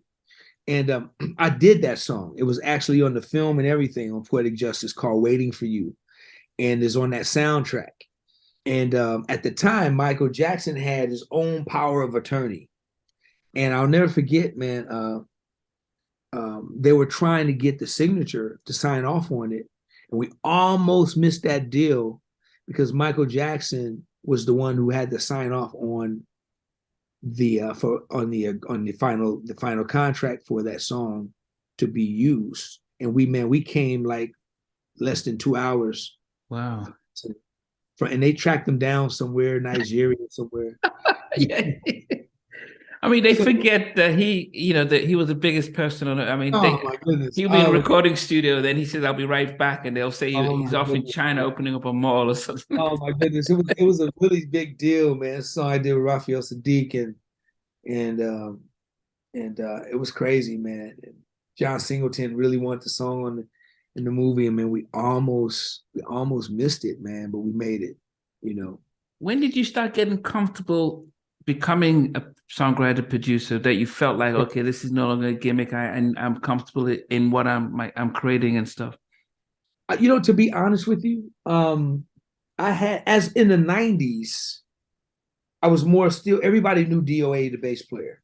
Mm. I didn't get away from that. It was just DOA, the bass player. But, in 92, I think I got a publishing deal. So now I'm a songwriter. I'm officially got a publishing deal. I did Bobby Brown. Also, after we did College Girl, I went on tour with Bobby Brown. Mm. He asked me to go on tour with him, and I did. Off that album, we toured. That tour was a long tour. It was over about a year. So halfway through, before they went to Europe, I asked Bobby, because I was getting offers to produce some songs, to produce. So I asked Bobby, I said, "Hey, man, do you mind, bro, if I take advantage of this opportunity that you gave me?" And Bobby was paying me a lot of money at the time, but I wanted to go and experience with the production thing. And I'll find you a bass player. And I did. He didn't mind. He said, "Man, D, no, go, spread your wings, man, do your thing." And so I didn't do Europe. I stayed back. Then that's when I got involved with this group called Black Girl. Oh, I'm a 90s girl. Yep, Black Girl. Yeah, I didn't do 90s Girl, but I did Crazy and Where We Go Wrong. Yeah, it's from Atlanta. I did half the album. Wow. Then I got involved with a group called Few Good Men, Daryl Simmons group. Few Good Men. Yeah. A Thing for You. I did A Thing for You did 2 songs on that group. And then, so I was getting some production happening. I did some stuff with Bobby's label. He had a group called Smooth Silk. And I'm producing these artists that signed to labels. And so I'm getting comfortable. But I think it wasn't until, and then I ended up getting some big gospel records, right? I started working with Desmond Pringle. I worked with Virtue on a Virtuosity record. And but I think my big thing was when I did Smokey Norfolk, I Need You Now. When I did I Need You Now for Smokey Norfolk, big gospel artists out here. Okay.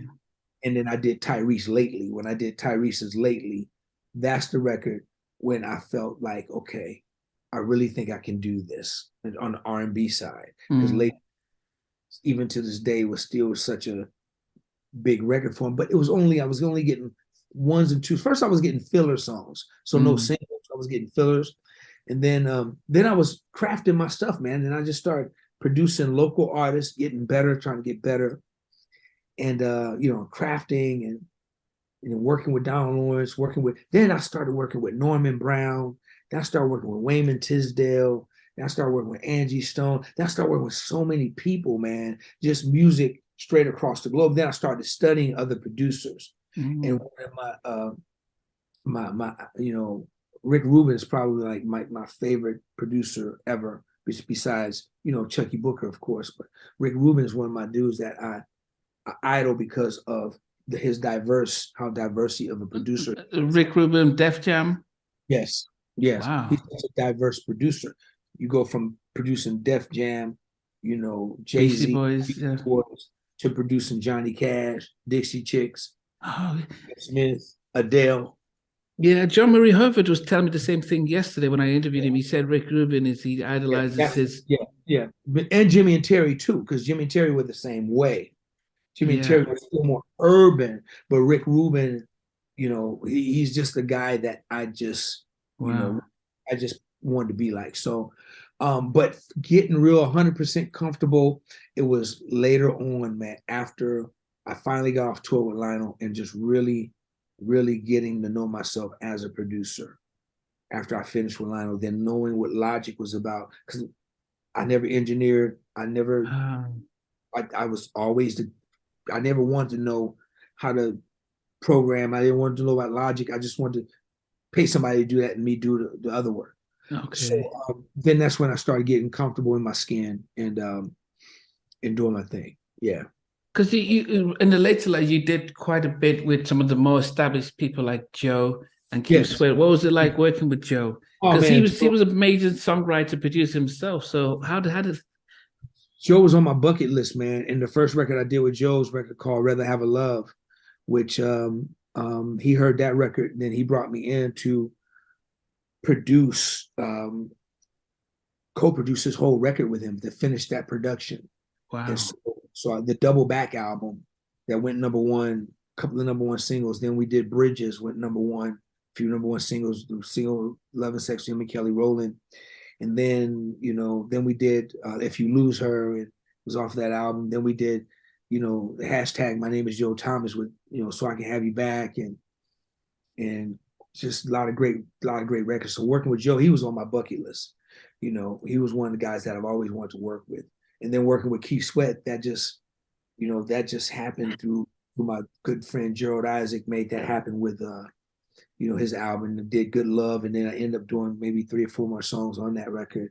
And Good Love was the number one record for him. He hadn't had number one in like 10, 15 years Wow. from that. And then, then it's just been crazy, man, because some of my other favorite people, like I work with Lenny Williams, man, and working with Lenny Williams is one of my favorite artists that I've ever worked with. That I've been blessed to work with Shirley Murdoch, man, and Wow. a lot of gospel artists. I won a Stellar Award with Donald Lawrence, won Grammy Awards with Smokey, another Grammy, worked with Norman Brown on the Chillin' album that won a Grammy. And then I work with Wayman Tisdale, who's my brother, who I miss today dearly. I produced a lot of records with him. So I've been able to be fortunate, man, going from the jazz world, R&B world. Then I work with Slim from 112. Then I work with some rappers, Gorillaz. I produced the Booyah Tribe. I work with DJ Quick. So there's like so many people Wow. that I've been. And then Dr. Cornell West. You familiar with Dr. Cornell West? He's a scholar here. You've probably seen him, man. He's a black advocate, just the advocate for black people and black colleges in the community. He's a scholar, book writer, very popular gentleman. You probably seen him, man. He wears a suit all the time, got a real crazy afro and the glasses. And Oh yeah. Okay, yeah. Why you see? Yeah. So so Dr. Cornel West did a record, and on that record, man, we had Talib Kweli, Gerald Levert, we had Wow. Robin S. We had Prince. Prince let us use a master off the record. And it Wow. was almost like what he writes on books, we just did it on CD, on record. Tavis Smiley was part of the project. Eric Michael Dyson, just so many people. So the list, man, goes a long way. Work with Brian Culbertson, work with George Duke on work with George Clinton. So the list goes deep. Even deep. Kim, he said mention Kim. Yeah, working with Kim right now as we speak. So I started working with Kim in 2017. We released the record, Love Always Wins album. His first single was called Lie to Me. Lie to Me did really well for him. Was number one for 8 weeks. And then been working with him ever since. He has a live album. His first live album is coming out sometime this year. He did it at the Aretha. and I produced it. So I'm excited about it. He got Wow. a record out right now called Right on Time with him and Rick Ross that I did. And so yeah, I mean, just working with whoever I can, and then working with a lot of unsigned artists as well. That I get, working with this kid. I mean, the saxophonist named Sean Rayford. That's phenomenal. And then we're working back with Chucky. Chucky has a new record coming out, and I'm really excited about that. So we get ready Yeah. to Are you part of university? absolutely, yeah, Oh, absolutely, no can doubt. you tell the fans what university is? Because So University was when Chucky did Janet Jackson Rhythm Nation tour. He opened up. It was him, and then his band. He just called his band University. Oh, That's what the name of the band was. And his theory behind University was he wanted to just take people to school on the funk.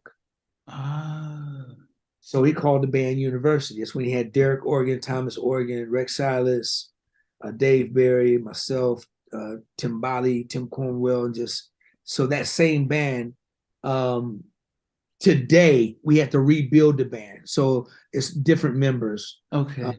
Only original members right now is just myself, Tommy O, and Chucky. So we're calling it University 2.0. Oh, that's why it's a 2.0. Yeah, Okay. so Chucky's coming back with University 2.0. Still very funky. We just did Yoshi's 9/11, and that's the first time we had played in 30 years. But we have another show coming up March 3rd, 2023 in Sacramento, March 3rd, that we're preparing for right now. So I'm excited, man, because it gives me a chance to play again. So I'm trying to get myself back in shape and get ready to do it. So and then we're doing we got shows in April. We got shows in Inglewood for NAMM Week. We're gonna be playing out there, and we got like the following day we'll be playing in San Diego. So we're excited about it. So just as we wrap up, I mean, I have to thank you for your story and your journey because it's been really fascinating. What is it that I think the question I had was about being a producer in 2023 isn't the same as in the 90s where you're getting money like that. Actually, it's almost so, people are producing at home on their laptops and getting beats. So what's the balance between making music Man, dude, that doesn't get paid? man, you're asking some amazing questions. This is why I don't mind the time because you ask great questions because you're right. Um, Everything has changed. Back in that time, I mean, producers were, 50, 60, 75, 100, $125,000 a track, Mm. back in the, well, from what I know, the early 90s on up Yeah. to the early 2000s. Um, it's changed. Well, simply because everything, record companies has changed. The way we buy music has changed. Labels have changed. Mm. Companies have downsized. Studios have downsized. You can cut a record right now in your backyard or in your bathroom or in your iPhone. So they know that you can't go in there asking for these 6-figure, 7-figure budgets no more. You can't justify that no more. Plus, the budgets don't make sense for the type of they lost a lot. Lost a lot of money giving away these budgets, and records aren't selling. So the record Mm. companies got smarter, and things just kind of like really, really downsized. So yeah, for a lot of producers. So what producers are doing now, they're doing like they're bartering. Let me do 2 for 1. If I do this, give me the first single. They're making different kind of deals. So yeah, the money has changed. The producers' fees have seriously changed. Mm. Um, because you can't really justify, and not for everybody, not for every judge, it's for most.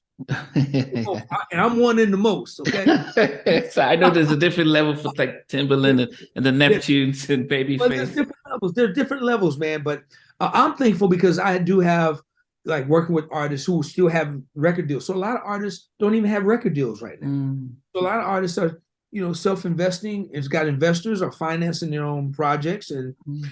negotiating deals and especially now producers you can go to YouTube and buy a beat for $100. Yeah, people buying beat, yeah. I'm saying so it didn't change. So it definitely has the production thing has definitely changed. Streaming has changed. The way we buy records has changed. Everybody's catalog has changed. Um, So then because why are you doing it now then? Is it for I don't do it for money at all. I don't do okay. it. I've never been in the business for money. Um, you know, never ever really been in the business for money. I'm in this business because I love it. And right now, to be honest with you, I've pretty much done everything that I want to do. There's some things that I'm stirring up now that I'm praying that will, that if this God's will happen. And even if it doesn't, man, bruh, I'm living a greedy life right now, man. I don't never, I wouldn't care if I don't never go to Europe again or travel ever again, because I'm terrified of flying all my life. It's like Mr. T in A-Team. Hate flying all my life. So if I don't never have to take another airplane trip or whatever, I'm cool. At my early, at my age, I've done a lot, and pretty much, yeah, I had small goals when I came in this business. Only had two, and those goals were very, very small. And so right now, there's some things that that like I said that I'm working on, and if it manifests, it'll be great, and it will be probably like the journey on my way out.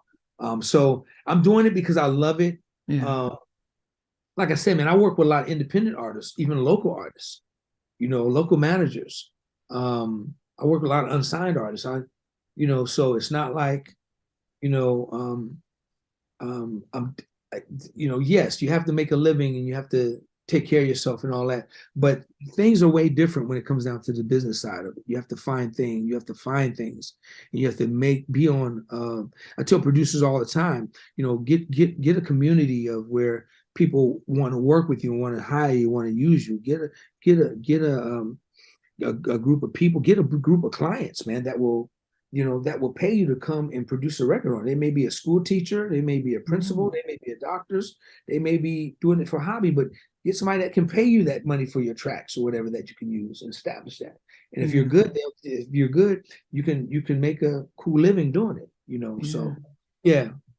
Well, there are two questions people say who listen to this full interview say, what does the DOA stand for and what happened to Flip? So those are the two questions people might ask. So you want to answer both of them? Well, the DOA definitely doesn't stand for Derek Allen. People think my name is Derek Oliver Allen, Derek Orenthal. I've been even called Orenthal Allen, or Derek whoever, old Dosphorus Allen. I don't know. Just with these crazy names. But my middle name is Lewis. So DOA came from Chucky Booker. Chucky Booker gave me that name. I showed up at a studio one day, I played on a track, and he says, yo, dude, he says, your name is going to be DOA, and this is what it stands for. He says, I don't want you telling nobody what it means. I said, wow. He said, really, man? You don't even, this is what it means? You don't want me to tell them? He said, man, don't tell nobody. So I'm like, okay, I didn't know if I liked it or not, but after a while, I'm like, Chucky Booker gave me a name, and I'm juiced, right? So what I go do, a few weeks later, I go buy me a little trucker's hat, and I go get some letters put on it, and I have the whole definition of the name going across the hat, right? Because I'm thinking I forgot what he said. So I'm rocking his hat. So now certain people are saying, "Oh, well, that's what DOA is." I'm like, "Yeah, this came from Chucky Booker." So I never forget. I saw Chucky. He saw my hat. He said, "Dude, what are you doing?" I said, "What's up, man?" He said, "Man, what's up with that hat?" I said, "You like it? It's funky, huh?" He said, "Man, give me that hat." He started crushing it. I said, "Man, what I tell you?" I said, "Oh, nah, man." I said, "Dude, I just got excited." So some people know what DOA stands for, but I never tell nobody unless they get it, man. It's just something that a lot of people have been wondering for years what it's. It definitely is not Deaf on Arrival or Dead on Arrival or whatever it is. Definitely not that. But it's like. What year did you get it? What year did you get it? This was the year, man. Before I got it, before when I went down and played on the remix of That's My Honey. So this must have been 80. I want to say 88, no 89, something like that. 88, 89. That's when he gave it to me, man. Wow. I said, bro, I will not tell nobody. So kind of keep it a mystery. People will definitely be wanting to know what it is. Few people know what it is, and I hope those of you who think you know what it is don't be typing it down there on the night. I'm gonna say y'all, but my best friend Flip is still around. He's not playing anymore. He ended up injuring his hand.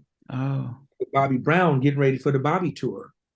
He injured his hand, and he was never able to come back and play drums again. wow. So what he did was he started a nonprofit. He has a program called Mink, Musical Instruments in Kids' Hands. And what he's done was helping to put musical programs back in schools.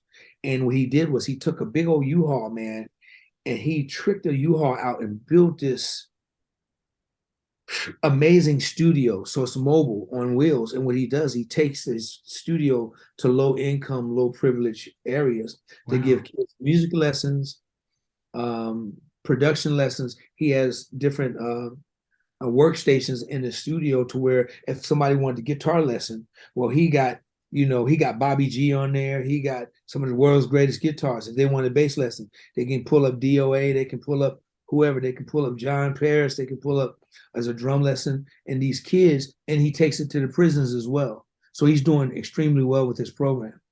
Wow. Yeah, it's pretty. But he's not able to. He's not playing drums no more. He can sit down and play, but not intensely. But now his son, his name's Kid Frost. K Frost is absolutely phenomenal. Just a wizard on drums. But Flip's career ended right there. But he still took it and bringing people joy and blessing people and doing something absolutely amazing. Do you guys ever reminisce about the two? Talk all the time, man. We talk about everything from quartet, from kids. We talk. Yeah. We got stories knee high, man. We talk all the time. Yeah. What about the kid from the white kid from Orange County? Yeah. You know what? That's his name was man, what's his name? Perkins is his last name. I can't think of his first name. But if there's anybody I would love to find, would be him. Oh, Ed. His name is Ed Perkins. If there's anybody that I would love to find him and his family, just so I can thank him. Now we are in touch with the lady that lived in Redondo. Okay. And I definitely owe her a phone call. Her kids are grown now, but these people, man, were staples in our lives, man. Yeah. I don't forget them, man. I really don't. People like O'Brien, staple in my life, man. El DeBarge, Chucky, Michael Norfleet, Bruce Sterling, Karyn White. These people were staples in my life, man, that they'll be my life forever, man. Just family forever. Well, the reason why I've done this and I do this is because of stories like you've just shared, the stories of almost like the prodigal son, but you didn't need to go back home. The stories of brotherhood and perseverance and that story about thinking that Bobby would be great on this, and then all of a sudden the divine inspiration of his brother calling and stuff. So, these are things that are great for people to listen to, especially those who are struggling through, financial crisis and stuff like that. So it's been, and it's just about the heart that you have and everything. So it's been really great to be able to hear your story and your journey and stuff. As I said, I didn't go too deep into all the music because all the tours. I know you worked with Time and TLC and all that stuff, but Toby Mac and all this stuff. But it was good just to be able to see and hear the journey. I think one question would be, would you ever not record I Want a Girl with somebody else? Because if you can't get the Bobby and Whitney one, at least you could get. That's a good question. You know what? And you own the song. The way I would probably do it is, I probably wouldn't do it. I would probably have one of I got a lot of producers that I mentor. I would probably have one of them do it, and just to see what they would do with it.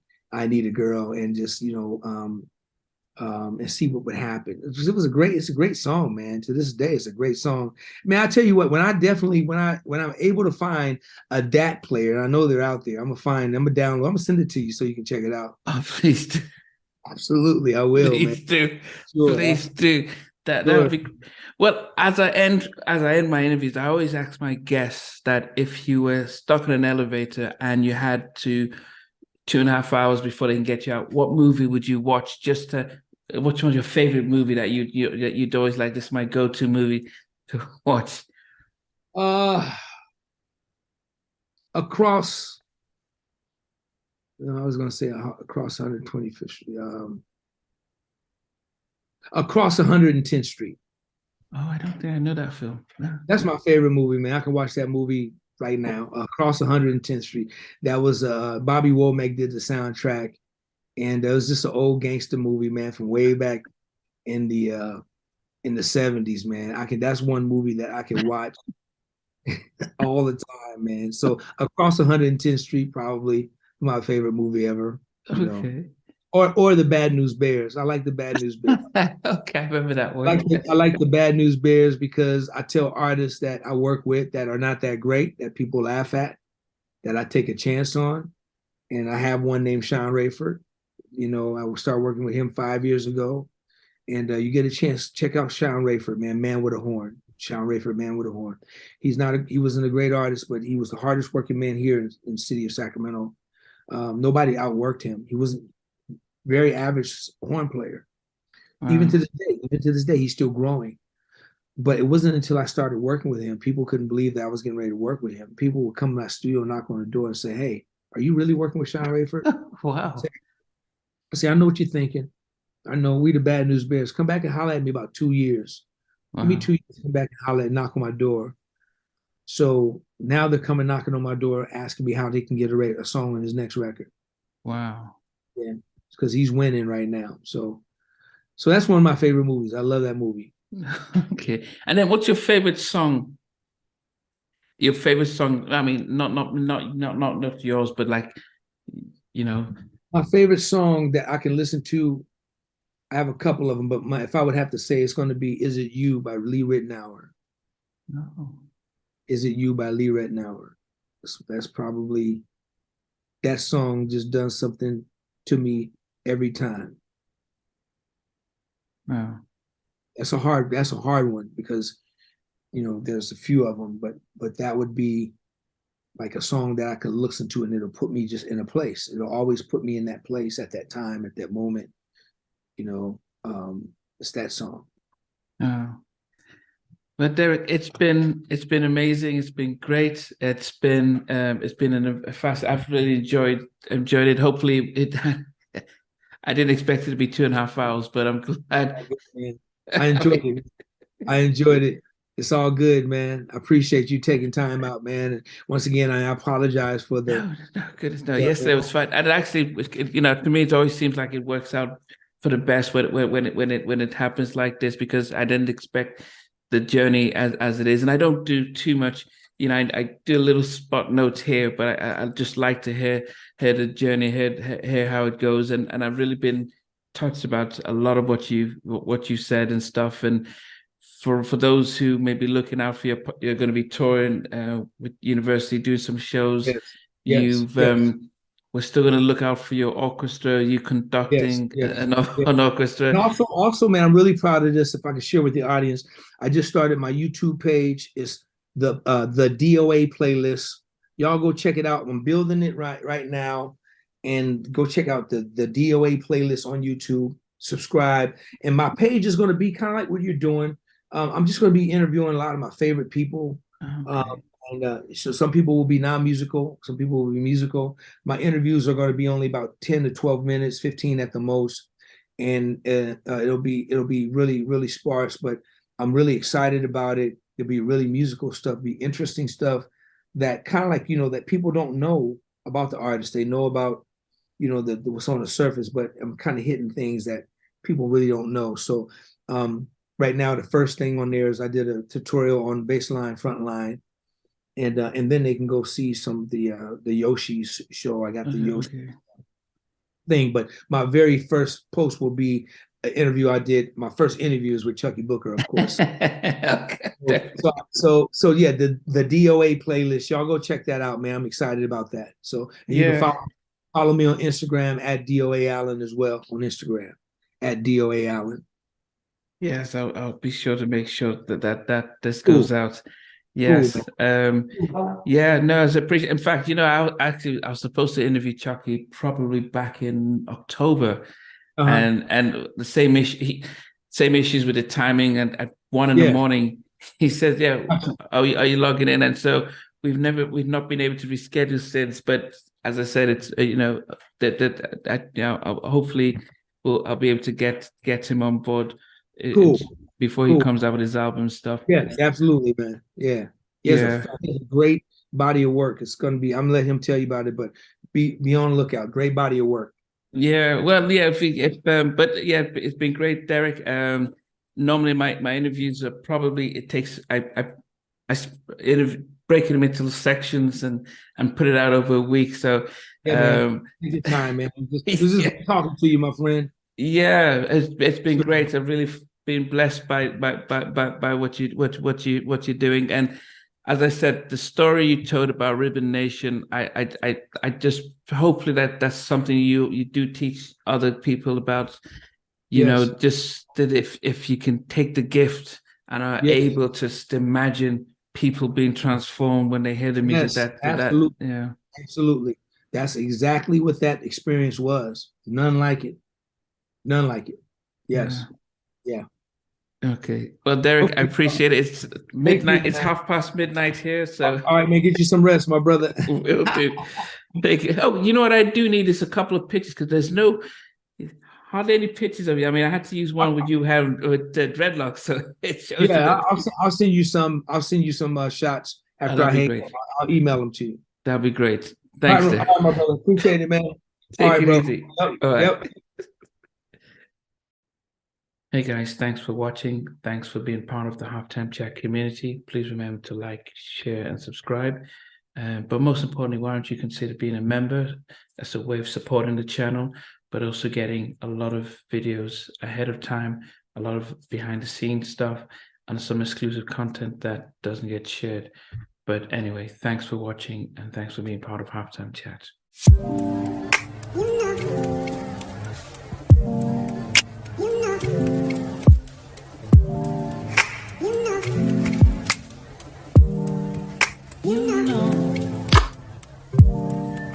I begin to